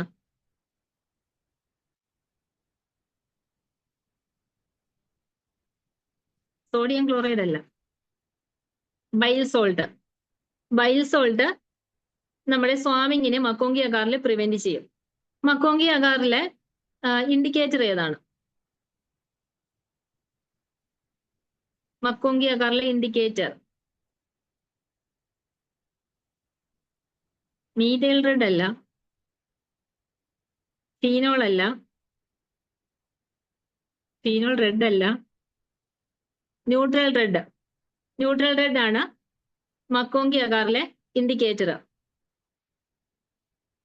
അപ്പോ ഇങ്ങനെയൊക്കെ നമുക്ക് കോമൺ മീഡിയാസ് നമ്മൾ പറഞ്ഞു. പെപ്റ്റോൺ വാട്ടർ ഒരു കോമൺ ലിക്വിഡ് മീഡിയ ആണ്. നമ്മൾ ബയോകെമിക്കൽ റിയാക്ഷൻസ് ഷുഗർ മീഡിയാസിന്റെ ഒക്കെ ചെയ്യാൻ വേണ്ടിയിട്ട് നമ്മൾ കോമൺ ആയിട്ട് യൂസ് ചെയ്യുന്ന ഒരു മീഡിയ ആണ് പെപ്റ്റോൺ വാട്ടർ. ഒരു ബ്രോത്ത് ആണ്. ദെൻ ന്യൂട്രിയന്റ് അഗാർ ഒരു ബേസൽ മീഡിയ ആണ് ന്യൂട്രിയന്റ് അഗാർ. ബ്ലഡ് അഗാർ ഒരു എൻറിച്ച്ഡ് മീഡിയ ആണ് ബ്ലഡ് അഗാർ, ചോക്ലേറ്റ് അഗാർ ഒക്കെ. ദെൻ മക്കോങ്കി അഗാർ ഒരു ഡിഫറൻഷ്യൽ മീഡിയ അല്ലെങ്കിൽ ഒരു സെലക്റ്റീവ് മീഡിയ ഒരു ഇൻഡിക്കേറ്റർ ഡിഫറൻഷ്യൽ ഇൻഡിക്കേറ്റർ മീഡിയ ആണ് മക്കോങ്കി അഗാർ. അപ്പോൾ ഇത്രയൊക്കെയാണ് നമ്മൾ കോമൺ ആയിട്ട് യൂസ് ചെയ്യുന്ന കൾച്ചർ മീഡിയാസ്. ഇനി നമ്മൾ കൾച്ചർ മെത്തേഡ്സ്, നമ്മൾ ഏതൊക്കെ രീതിയിൽ നമുക്ക് കൾച്ചർ ചെയ്യാം.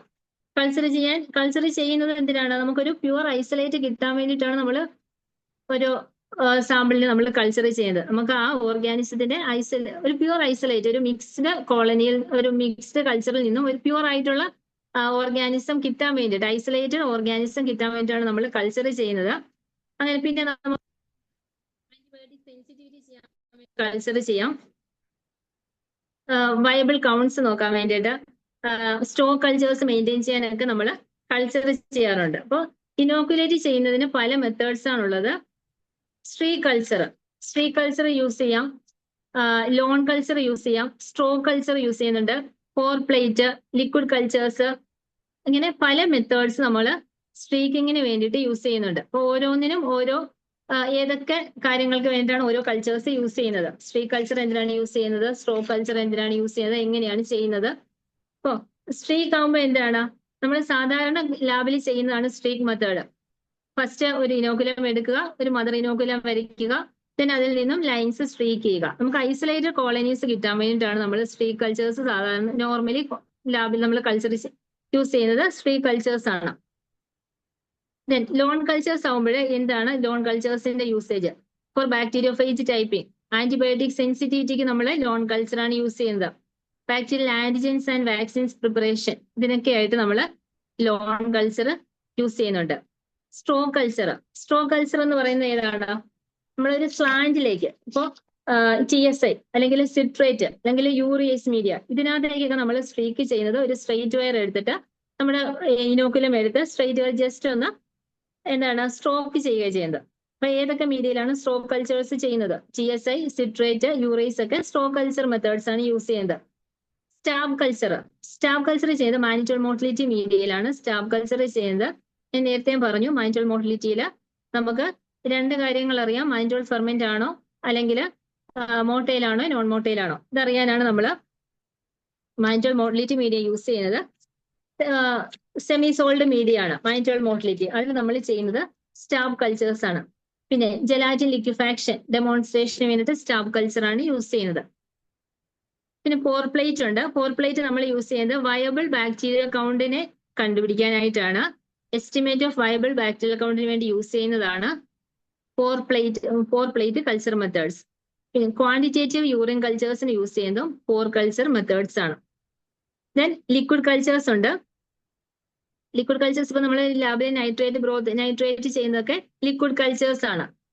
നമുക്ക് അതിനകത്തൊരു യൂണിഫോം ഗ്രോത്ത് ഓഫ് ബാക്ടീരിയ ആയിട്ടാണ് കിട്ടുന്നത് ലിക്വിഡ് കൾച്ചേഴ്സിൽ. അപ്പൊ ഇതൊക്കെയാണ് ഡിഫറെന്റ് കൾച്ചർ മെത്തേഡ്സ് എന്ന് പറയുന്നത്.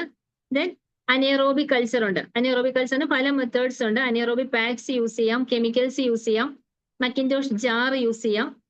അങ്ങനെ പല മെത്തേഡ്സിൽ നമുക്ക് അനേറോബിക് കൾച്ചർ യൂസ് ചെയ്യാറുണ്ട്. അനേറോബിക് കൾച്ചർ ചെയ്യുമ്പോൾ ഓക്സിജന്റെ പ്രസൻസിനെ മാറ്റുക, അനേറോബിക് കണ്ടീഷൻ വാക്വം കൊണ്ടുവരിക, അതാണ് അനേറോബിക് കൾച്ചറിൽ ചെയ്യുന്നത്.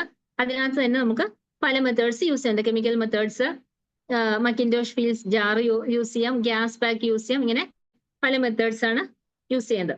അപ്പൊ ഇത്രയൊക്കെയാണ് കോമൺ ആയിട്ടുള്ള മൈക്രോബയോളജിയിലെ മീഡിയാസ്, പ്രൊസീജിയേഴ്സ് ഒക്കെ. അപ്പൊ എന്തെങ്കിലുമൊക്കെ മനസ്സിലായെന്ന് വിചാരിക്കുന്നു. എനിക്ക് നന്നായിട്ട് പ്രിപ്പയർ ചെയ്യാൻ സമയം കിട്ടിയിട്ടില്ല.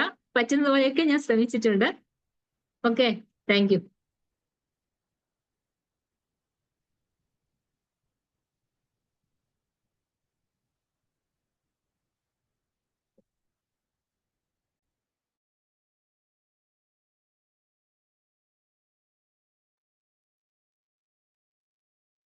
Thank you Selina miss. നമ്മൾ പ്രതീക്ഷിച്ചതിനെക്കാട്ടും ഭംഗിയായിട്ട് കുറച്ചും കൂടെയൊക്കെ പ്രാക്ടിക്കൽ ആസ്പെക്റ്റ് കൂടി ഉൾപ്പെടുത്തിക്കൊണ്ടാണ് ഇന്ന് ക്ലാസ് എടുത്തിരിക്കുന്നത്. എനിക്ക് തോന്നുന്നു മൈക്രോബയോളജിയിൽ വർക്ക് ചെയ്യുന്നതിൻ്റെ ഒരു ഇതും കൂടി ഇന്നത്തെ ക്ലാസ്സിൽ കിട്ടിയിട്ടുണ്ട്. അതിൻ്റെ ഒരു എക്സ്പോഷറും കൂടി പല കാര്യങ്ങളിലും കുറച്ച് ഡീറ്റെയിൽ ആയിട്ടും കൂടിയും VHSC ബുക്കിന് അതീതമായിട്ട് തന്നെ കാര്യങ്ങൾ അവതരിപ്പിച്ചിട്ടുണ്ട്. അപ്പോൾ താങ്ക് യു. ഇനി ആർക്കെങ്കിലും ഡൗട്ട് ഉണ്ടെങ്കിൽ പിന്നെ ചോദിക്കാം. നമ്മളൊരു 5 മിനിറ്റ് കൂടി വെക്കാം. പിന്നെ ഇന്ന് നമ്മൾ ക്വസ്റ്റ്യൻ ഡിസ്കസ് ചെയ്യുന്നില്ല, പകരം ഞാൻ ക്വസ്റ്റ്യൻ പേപ്പർ നിങ്ങളുടെ ഗ്രൂപ്പിലിട്ട് ഇടുകയാണ്. ഇന്ന് ഗ്രൂപ്പിലിട്ടിട്ട് ഒന്നൊരു സെൽഫ് അനാലിസിസിന് വേണ്ടിയിട്ട് എന്നും നമ്മൾ ചെയ്യുന്നുണ്ടല്ലോ, നാളെ നമുക്ക് ടൈം കിട്ടുകയാണെങ്കിൽ നമുക്കത് ഡിസ്കസ് ചെയ്യാം. എല്ലാവരും കൂടി ഒന്ന് അത് കഴിഞ്ഞ കാലം PSC ചോദിച്ച ക്വസ്റ്റ്യൻസ് ആണ് ഞങ്ങൾ ചെയ്തിട്ടുള്ളത്. ഇപ്പോൾ VHSC ബുക്കിൽ നിന്ന് തന്നെ ഇന്നിപ്പോൾ ഈ ക്ലാസ് എടുക്കുന്ന സമയത്ത് ഞാൻ മിക്കവാറും എല്ലാം കേട്ടിട്ടുണ്ടായിരുന്നു. അപ്പോൾ ഇതിലുള്ള ചോദ്യങ്ങൾ തന്നെ ഒരുപാട് ചോദ്യങ്ങൾ ചോദിച്ചിട്ടുണ്ട്. പിന്നെ Chinese letter pattern, father of microbiology, അങ്ങനെ ഒരുപാട് ക്വസ്റ്റ്യൻസ് VHSC ബുക്കിൽ നിന്ന് മാത്രം തന്നെ ചോദിച്ചിട്ടുണ്ട്. ഞാൻ അനലൈസ് ചെയ്തിട്ട് ഞങ്ങളൊരു 26 PSC ക്വസ്റ്റ്യൻ പേപ്പർ ഇതുവരെ ചെയ്തിട്ടുണ്ട്. മൈക്രോബയോളജിയും പിന്നെ എല്ലാം സെപ്പറേറ്റ് അനലൈസ് ചെയ്തിട്ടുണ്ട്. അതിലൊരു 30-35 ക്വസ്റ്റ്യൻസ് ഓരോ PSCയിലും മൈക്രോബയോളജിയും ചോദിച്ചിട്ടുണ്ട്. എനിക്ക് തോന്നുന്നു ഒരു 15 to 20% അല്ല ക്വസ്റ്റ്യൻസ് പിന്നെ VHSC ബുക്കിൽ നിന്ന് തന്നെയാണ് ചോദിച്ചതെന്ന് എനിക്ക് തോന്നുന്നത് ഈ ഒരു ക്ലാസ് കേട്ടപ്പോൾ. അപ്പോൾ എല്ലാവരും ഈ ഒരു ബുക്കിന് കുറച്ചും കൂടി ഇമ്പോർട്ടൻസ് കൊടുക്കുക, നന്നായി പഠിക്കുക. ഏറ്റവും സിമ്പിളായിട്ട് പഠിക്കാൻ പറ്റിയ കാര്യങ്ങളാണ്. ഇപ്പോൾ നമ്മുടെ മൈക്രോബയോളജി ഹെഡായിട്ടുള്ള ഭാസ്കരൻ സാറും ഇന്ന് ഈ ക്ലാസ്സിന് അറ്റൻഡ് ചെയ്തിട്ടുണ്ട്. അപ്പോൾ സാറും ഉണ്ട് ഇവിടെ. സാറിൻ്റെയും ഭാസ്കരൻ സാർ എന്തെങ്കിലും പറയാനുണ്ടെങ്കിൽ അൺമ്യൂട്ട്. സലീന, വളരെ നല്ല ക്ലാസ് ആയിരുന്നു. അതിൽ താങ്കൾ വിട്ടുപോയ 1-2 പോയിന്റ് മാത്രം ഞാൻ പറയാം. സ്റ്റെറിലൈസേഷൻ അതിൽ ഡിസിൻഫെക്ഷനും ആന്റിസെപ്റ്റിക്കും ഉള്ള ഒരു വ്യത്യാസമുണ്ട്. ഡിസിൻഫെക്ഷൻ എന്ന് പറയുന്നത് നമ്മൾ ഉപയോഗിക്കുന്നത് ഇൻആനിമേറ്റ് ഓബ്ജക്ട്സിലാണ്. ആന്റിസെപ്റ്റിക് നമ്മൾ ഉപയോഗിക്കുന്നത് ലിവിങ് ഓബ്ജക്ട്സിലായിരിക്കും. അതാണ് അതിലൊരു വ്യത്യാസം. അത് വിട്ടുപോയിട്ടുണ്ടെന്നാണ് എനിക്ക് തോന്നുന്നത്. അത് കുട്ടികൾക്ക് വേണ്ടി ഞാൻ പറയുന്നത്. ഡിസിൻഫെക്റ്റ് ചെയ്യാമെന്നുള്ളതും ആന്റിസെപ്റ്റിക് എന്നത് 2 കോൺസെപ്റ്റാണ്. ഒന്ന് ആനിമേറ്റ് ഓബ്ജക്ട്സിലും ഒന്ന് ഇൻആനിമേറ്റ് ഓബ്ജക്ട്സിലും ഉപയോഗിക്കുന്നു. ഈ കാര്യങ്ങളൊക്കെ നമ്മൾ പിന്നെ ക്ലാസ് എടുക്കുമ്പോൾ നന്നായി ഡീറ്റെയിൽ ആയിട്ട് പറയില്ല, ബാക്കി കാര്യങ്ങളൊക്കെ ഇതിനെ കുറച്ചും കൂടി ഡീറ്റെയിൽ ആയിട്ട് നമ്മൾ വരുന്നല്ലേ. ശരി. അതെ, വേറൊന്നുമില്ല. പിന്നെ ഈ റേഡിയേഷൻ ഇത് ഒന്ന് പറഞ്ഞിട്ടുണ്ടോ എന്ന് എനിക്ക് തോന്നുന്നില്ല. വൈബ്രേഷൻ, ഇലക്ട്രോമാഗ്നറ്റിക് റേഡിയേഷൻ ഉപയോഗിക്കുന്നുണ്ട് സ്റ്റെറിലൈസേഷന് വേണ്ടി. Sound waves, UV rays, gamma rays, alpha rays ഒക്കെ ഉപയോഗിക്കും. നമ്മുടെ പ്ലാസ്റ്റിക് സിറിഞ്ച് എല്ലാം അങ്ങനെ UV റേസ് വെച്ചാണ് സ്റ്റെറിലൈസ് ചെയ്യുന്നത്. അതും ഫിസിക്കൽ മെത്തേഡ്സ് ഓഫ് സ്റ്റെറിലൈസേഷനിൽ വരുന്നതാണ്. ഇത്രയേ ഉള്ളൂ. വളരെ ഭംഗിയായിരുന്നാലും അത് കുറച്ച് സമയം കൊണ്ട് ഇത്രയും ചെയ്യാൻ പറ്റുന്ന വലിയ കാര്യം. അത്രേ ഉള്ളൂ ഷാജി. ഓക്കെ.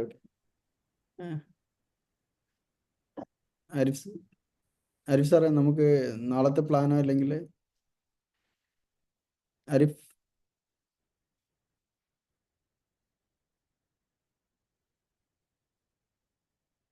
അൺമ്യൂട്ട് ചെയ്യും, കേൾക്കുന്നില്ല, അൺമ്യൂട്ട് ചെയ്യും.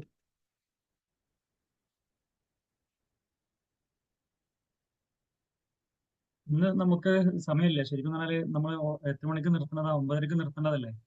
9:40 അപ്പോൾ ഷാജി സാറ് പറഞ്ഞ പോലെ നമ്മള് ക്വസ്റ്റ്യൻസ് നമ്മളെ എന്താ പറയുക, നമ്മളെ സ്ട്രക്ചേർഡ് ഫോർമാറ്റിലുള്ള ക്വസ്റ്റ്യൻസ് അല്ല. നമ്മളെ സ്ട്രക്ചേർഡ് ഫോർമാറ്റിൽ എന്താണ്, ക്വസ്റ്റ്യൻസും ഉണ്ടാവും, ആൻസർ ഉണ്ടാവും, അതിന്റെ റാഷണലും ഉണ്ടാവും. ഇത് അങ്ങനെയല്ല, ജസ്റ്റ് നിങ്ങൾക്ക് ക്വസ്റ്റ്യൻസ് എല്ലാം കൂടെ ഒന്ന് കാണാൻ. അതായത് ചില കൊല്ലങ്ങളിൽ ഈ ചില ഭാഗത്തു നിന്ന് തന്നെയാണ് ഏറ്റവും കൂടുതൽ ക്വസ്റ്റ്യൻസ് വരുന്നത് എന്ന് പറഞ്ഞാൽ, ഇപ്പൊ നമ്മൾ ഡിസ്കസ് ചെയ്ത ഭാഗത്തുനിന്ന് ചിലപ്പോൾ 20 ക്വസ്റ്റ്യൻസോളം വന്ന വർഷങ്ങൾ വരുന്നുണ്ട്. 20 അല്ലെങ്കിൽ ഒരു 15 എങ്കിലും. അപ്പൊ അങ്ങനെ വരുമ്പോൾ നമ്മൾ മനസ്സിലാക്കേണ്ടത്, പഠിക്കുമ്പോൾ കംപ്ലീറ്റ് സെഗ്മെന്റ്സും നമ്മൾ പഠിച്ചു പോകണം. ഒരു സാധനത്തിനും പ്രയോറിറ്റി കൂടുതൽ കൊടുക്കരുത്. എല്ലാത്തിനും സെയിം പ്രയോറിറ്റി, മാക്സിമം പ്രയോറിറ്റി. ഒറ്റ പ്രയോറിറ്റി ഉള്ളൂ സാധാരണ എക്സാം പ്രിപ്പറേഷന്, അത് മാക്സിമം പ്രയോറിറ്റിയാണ്. ഒരിക്കലും ഒന്നും എക്സ്ക്ലൂഡ് ചെയ്യരുത്. അങ്ങനെ വരുമ്പോൾ പ്രശ്നം എന്താണെന്ന് വെച്ചാൽ, നമ്മൾ എക്സ്ക്ലൂഡ് ചെയ്യാൻ വേണ്ടി റിസ്ക് എടുക്കുന്ന ടോപ്പിക് ആവും ചിലപ്പോൾ എന്താവുക, ഏറ്റവും കൂടുതൽ ക്വസ്റ്റ്യൻസ് വരുന്ന ടോപ്പിക് ആവുക. അപ്പൊ നമുക്ക് ഇതൊക്കെയുള്ള റിസ്ക് എന്ന് പറഞ്ഞാൽ ഇങ്ങനത്തെ കോമ്പറ്റേറ്റീവ് എക്സാംസിന് പ്രത്യേകിച്ച് മൾട്ടിപ്പിൾ ചോയ്സ് ക്വസ്റ്റ്യൻസ് ആകുമ്പോൾ നമുക്ക് ഈ ആൻസർ എഴുതാൻ ഒരു ത്വര വരും. ആ ത്വര വരുമ്പോൾ നമുക്ക് ചിലപ്പോൾ മിസ്റ്റേക്സ് വരാനുള്ള ചാൻസസ് കൂടുതലാണ്. ആരിഫ് സാറിന്റെ സൗണ്ട് കുറച്ച് ബ്രേക്ക് ആവുന്നുണ്ട്.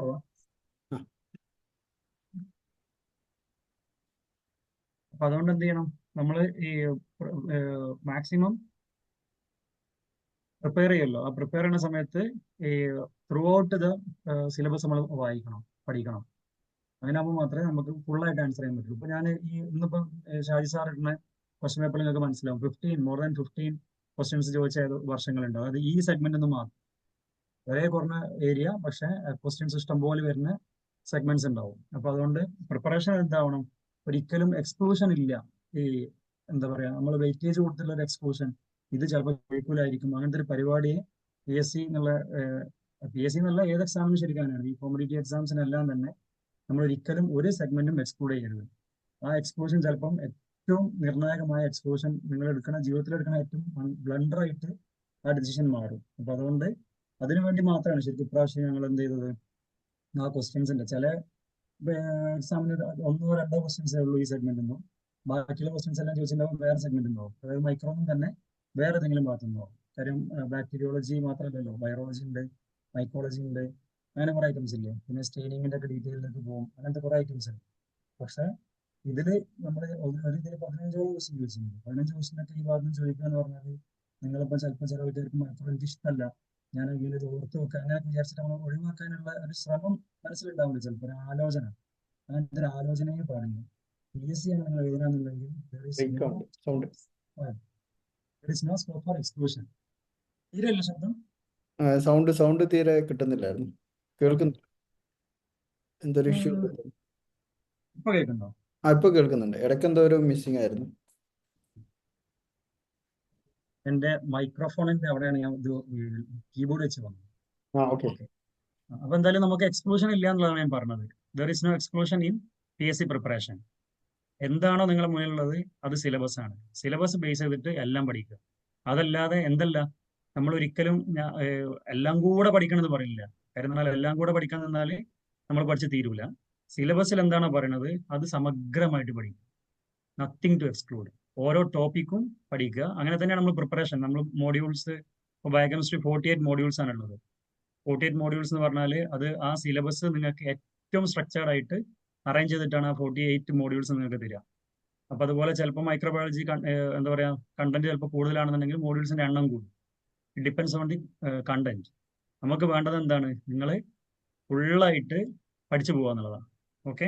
അപ്പൊ ഇന്നത്തെ ഇത് ജസ്റ്റ് ഇത് നോക്കിയാൽ മതി. ഈ ക്വസ്റ്റ്യൻസ് ആൻസർ നമ്മൾ തന്നിട്ടില്ല. ആൻസർ തരാത്ത എന്താന്ന് വെച്ചാൽ കുറച്ചെങ്കിലുമൊക്കെ ഒന്ന് ഈ ചില ക്വസ്റ്റ്യന്റെ ആൻസർ അറിയാതാവുമ്പോഴെങ്കിലും നിങ്ങൾ എന്ത് ചെയ്യും, ഇപ്പോൾ ഇഷ്ടംപോലെ ഓപ്ഷൻസ് ഉണ്ട്. യു ഹാവ് ChatGPT, അങ്ങനെ കുറെ ഓപ്ഷൻസ് ഉണ്ട്. അപ്പൊ അതിലൊന്ന് ജസ്റ്റ് ഒന്ന് അടിച്ചു നോക്കും, ഇതിന്റെ ആൻസർ എന്തായിരിക്കാം, അല്ലെങ്കിൽ ഗൂഗിൾ ചെയ്യാൻ പറ്റും. അങ്ങനെ ഇഷ്ടംപോലെ ഓപ്ഷൻസ് ഉണ്ടല്ലോ. അപ്പോൾ സാധാരണ എന്ന് വെച്ചാൽ നമുക്ക് ഈ ക്വസ്റ്റ്യനും ആൻസറും ഒക്കെ വരുമ്പോൾ നമ്മൾ സാധാരണ അതങ്ങനെ വായിച്ചങ്ങ് വിടും. ഇതാവുമ്പോൾ ജസ്റ്റ് ഒന്ന് ആലോചിച്ചാലോ, അതൊക്കെ ഉള്ളതാണല്ലോ. അല്ലെങ്കിൽ നമ്മൾ ബുക്ക് ഉണ്ടല്ലോ, അനന്തനാരായൺ ബുക്ക് ഉണ്ടാവും, അല്ലെങ്കിൽ ബവേജ് ഉണ്ടാവും. അപ്പൊ അങ്ങനെ ഏതെങ്കിലും ഒരു ബുക്ക് ഉണ്ടല്ലോ, റെഫറൻസ് ബുക്ക്, അതിലൊന്ന് നോക്കിക്കളയാം. അങ്ങനെയെങ്കിലും ഒരു ചിന്ത ഉണ്ടാവട്ടെ എന്ന് വിചാരിച്ചിട്ടാണ് ഇന്നത്തെ ക്വസ്റ്റ്യന് നമ്മൾ ആൻസർ തരാത്തത്. എന്ന് പറഞ്ഞാൽ സ്ട്രക്ചേർഡേ അല്ല. ഒരു കാര്യം എന്ന് പറഞ്ഞാൽ നമുക്ക് നമ്മളെ സ്ട്രക്ചർ ഒന്ന് ഊരിയെടുത്ത ക്വസ്റ്റ്യൻസ് ആണ്. അതുകൊണ്ട് അതിനെ ഞാൻ വേറെ സ്ട്രക്ചറാക്കാൻ നിന്നിട്ടില്ല.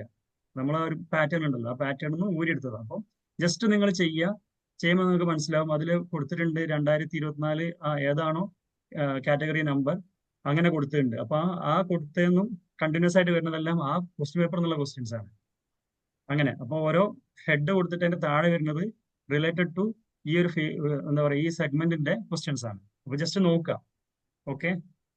ഇന്ന് കാര്യം നമുക്ക് വേറെ സമയമില്ല, ഇപ്പൊ തന്നെ ഒരുപാട് സമയമായി. പിന്നെ നാളത്തെ ടോപ്പിക് ലത്തീഫ് ക എന്താണ് നാളത്തെ ഇതിന്റെ? നമ്മള് ഒരു കുട്ടി ഒരാൾ ഇതിൽ നിന്ന് വന്നിട്ടുണ്ട് തയ്യാറായിട്ട് നാളെ ക്ലാസ് എടുക്കാൻ തന്നിട്ട്. അപ്പൊ നാളെ അവരുടെ ക്ലാസ് ആയിരിക്കും. ഓക്കെ. നമ്മൾ ഓൾറെഡി ഇത് കൊടുത്തതല്ലേ, കണ്ടന്റ് കൊടുത്തതല്ലേ?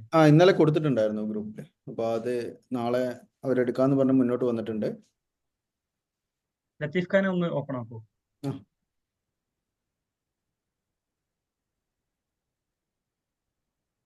നമ്മൾ ഇന്നലെ തന്നെ അത് ടോപ്പിക് ഡിസ്കസ് ചെയ്തിട്ടുണ്ടല്ലോ, ഇന്നലെ തന്നെ കൊടുത്തിട്ടുണ്ട്. ഇനി മറ്റന്നാളത്തേക്കുള്ളത് ഇന്ന് തന്നെ ചെയ്യും, ഇന്ന് തന്നെ ഇടും. നാളത്തേക്കുള്ളത് ഓൾറെഡി ഇന്നലെ കൊടുത്തിട്ടുണ്ട്, മറ്റന്നാളത്തേക്കുള്ളത് ഇന്ന് രാത്രി ചെയ്യും.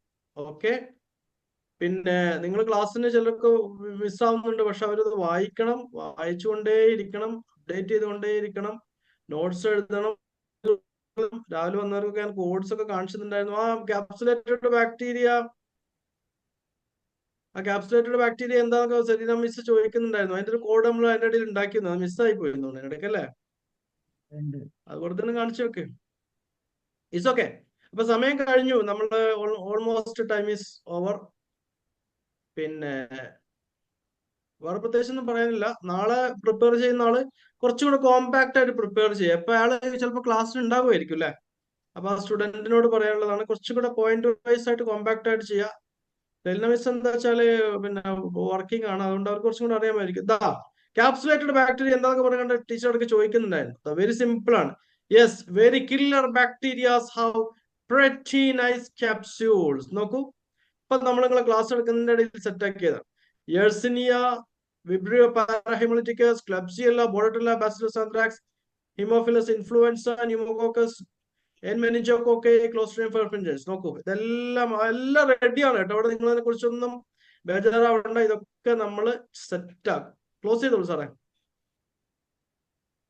അപ്പൊ ഞാൻ പറഞ്ഞു വന്ന എന്താ വെച്ചാല് നന്നായിട്ട് പഠിക്കുക, കൂടെ ഉണ്ടാവുക, കൂടെ ഓടുക. അപ്പൊ ചിലരുടെ ഒരു വിശ്വാസം എന്താ വെച്ചാല് ഇത് നാളെ നോക്കാം, മറ്റന്നാൾ നോക്കാം, ആ പരിപാടിയെ പറ്റൂല. Arshid, Naseema, Sreethu, Jayashree, Serena, Reshma, Hamad, Anupama, Risley Mubarak, Farsana, അഖില, അഞ്ജലി, സാംസങ് ഒക്കെ ഉണ്ടല്ലോ, കേൾക്കുന്നുണ്ടല്ലോ പറയുന്നൊക്കെ. നിജിത ദാസ്, ആദിത്യ സുരേഷ്, നജ്മ, ഭാവന, ഫർസാന.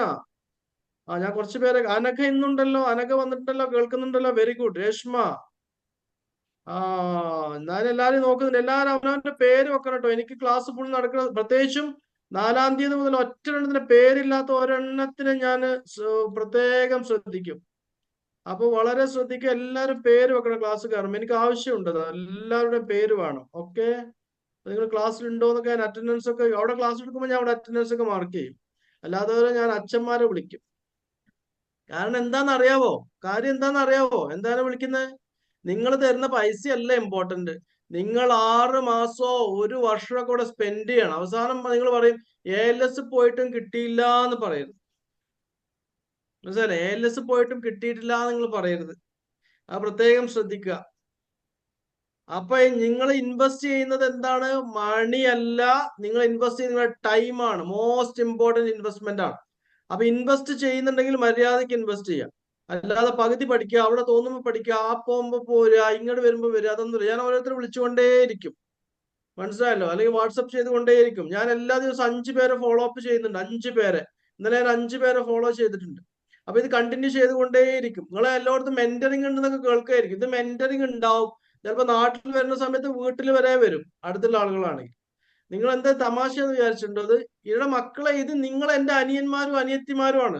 നിങ്ങൾ നാളെ പിന്നെ വണ്ടൂർ ബസ് സ്റ്റാൻഡിൽ വെച്ച് കാണുമ്പോൾ, മഞ്ചേരി വെച്ച് കാണുമ്പോൾ, മെഡിക്കൽ കോളേജ് വെച്ച് കാണുമ്പോൾ, ഏതൊരു ഹോസ്പിറ്റലിൽ വെച്ച് കാണുമ്പോൾ, അയ്യോ സാറേ ഞാൻ ALS ജോയിൻ ചെയ്ത് എനിക്ക് കിട്ടിയില്ല എന്ന് പറയാൻ പാടില്ല. മനസ്സിലായല്ലോ? 1 വർഷം മര്യാദക്ക് പഠിക്കുക, എന്നിട്ട് കിട്ടിയില്ലെങ്കിൽ നമ്മൾ നോക്കുക. അപ്പൊ പഠിക്കണം കേട്ടോ, ഒരു എക്സെപ്ഷൻസും ഇല്ല. ഇതാണ് അവസാനം പറയാനുള്ളത്. ഞാൻ എന്നോടും കൂടിയാണ് പറയുന്നത്. ഞാനും പഠിച്ചുകൊണ്ടേയിരിക്കുന്നുണ്ട്. Okay, we all studying together. Okay, thank you so much.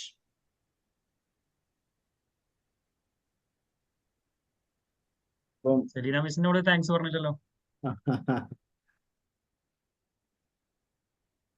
Latheef sir unmute ചെയ്യും.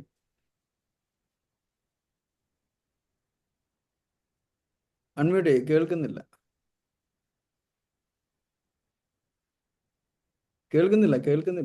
ലത്തീഫ് സാർ അൺമ്യൂട്ട് ചെയ്യും. നിങ്ങൾക്ക് ഇത് വന്നിട്ടുണ്ടോ? നോട്ടിഫിക്കേഷൻ വന്നിട്ടുണ്ടോ അൺമ്യൂട്ടിന്? ഞാൻ പറയുന്നുണ്ട്, അൺമ്യൂട്ട് ചെയ്യാൻ വേണ്ടി പറയുന്നുണ്ട് ഇയാളെ. അപ്പോ സെലീന മിസ്സിനുള്ള പ്രത്യേക നന്ദി പറയുകയാണ്. എന്റെ വിദ്യാർത്ഥിയായി ഇങ്ങനെയൊക്കെ പിന്നെന്താ പറയാ, വളരെ മിടുക്കിയായിട്ട് ഇങ്ങനെ പ്രസന്റ് ചെയ്തൊക്കെ കണ്ടതിൽ വളരെ സന്തോഷം. ജീവിതത്തിൽ കൂടുതൽ മെച്ചപ്പെട്ട അവസ്ഥകളിലേക്ക് എത്താൻ കഴിയട്ടെ എന്ന് ആഗ്രഹിക്കുന്നു, പ്രാർത്ഥിക്കുന്നു. എന്നാൽ ASCP ലഭിച്ചതിൽ അഭിനന്ദനങ്ങൾ. ASCP MLS-ഉം ASCP മൈക്രോബയോളജി കഴിഞ്ഞു. RCC-യിൽ പെർമനന്റ് ജോബ് ഉണ്ടെന്ന് അറിയുന്നു. അതിലും വളരെ സന്തോഷം. എന്തായാലും ALS-ന്റെ കൂടെ കൂടുക, നമുക്ക് ഒരുമിച്ച് യാത്ര ചെയ്യാം. ദൈവം അനുഗ്രഹിക്കട്ടെ. Thank you so much. Good night. നമ്മൾ ബാക്കിയെല്ലാം ഗ്രൂപ്പിൽ അപ്ഡേറ്റ് ചെയ്യുന്നതാണ്. അപ്പൊ മീറ്റിംഗ് ഇന്നത്തെ എൻഡ് ചെയ്യാണ് കേട്ടോ. എല്ലാവർക്കും എന്താണ് ചന്ദ്ര സാർ ഇവിടെ? സാറ് പോയോ? ഒരു മിനിറ്റ്, ചന്ദ്ര സാർ ഉണ്ടോ നോക്കട്ടെ. ഉണ്ടോ? എന്താ സാർ, സാറിന്റെ ശബ്ദം ഒന്ന് കേൾക്കാൻ.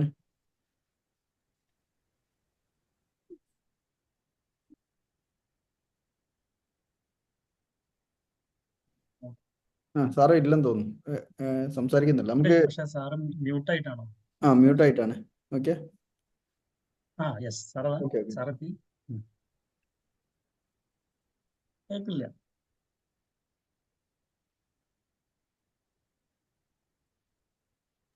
ഓക്കെ. ശരി, ഓക്കെ, സമയം വൈകി. Okay, good night. Good night. Okay, അറിയാം മിസ്, ക്ലാസ് ഒക്കെ നന്നായിരുന്നു. Okay okay okay, good night sir.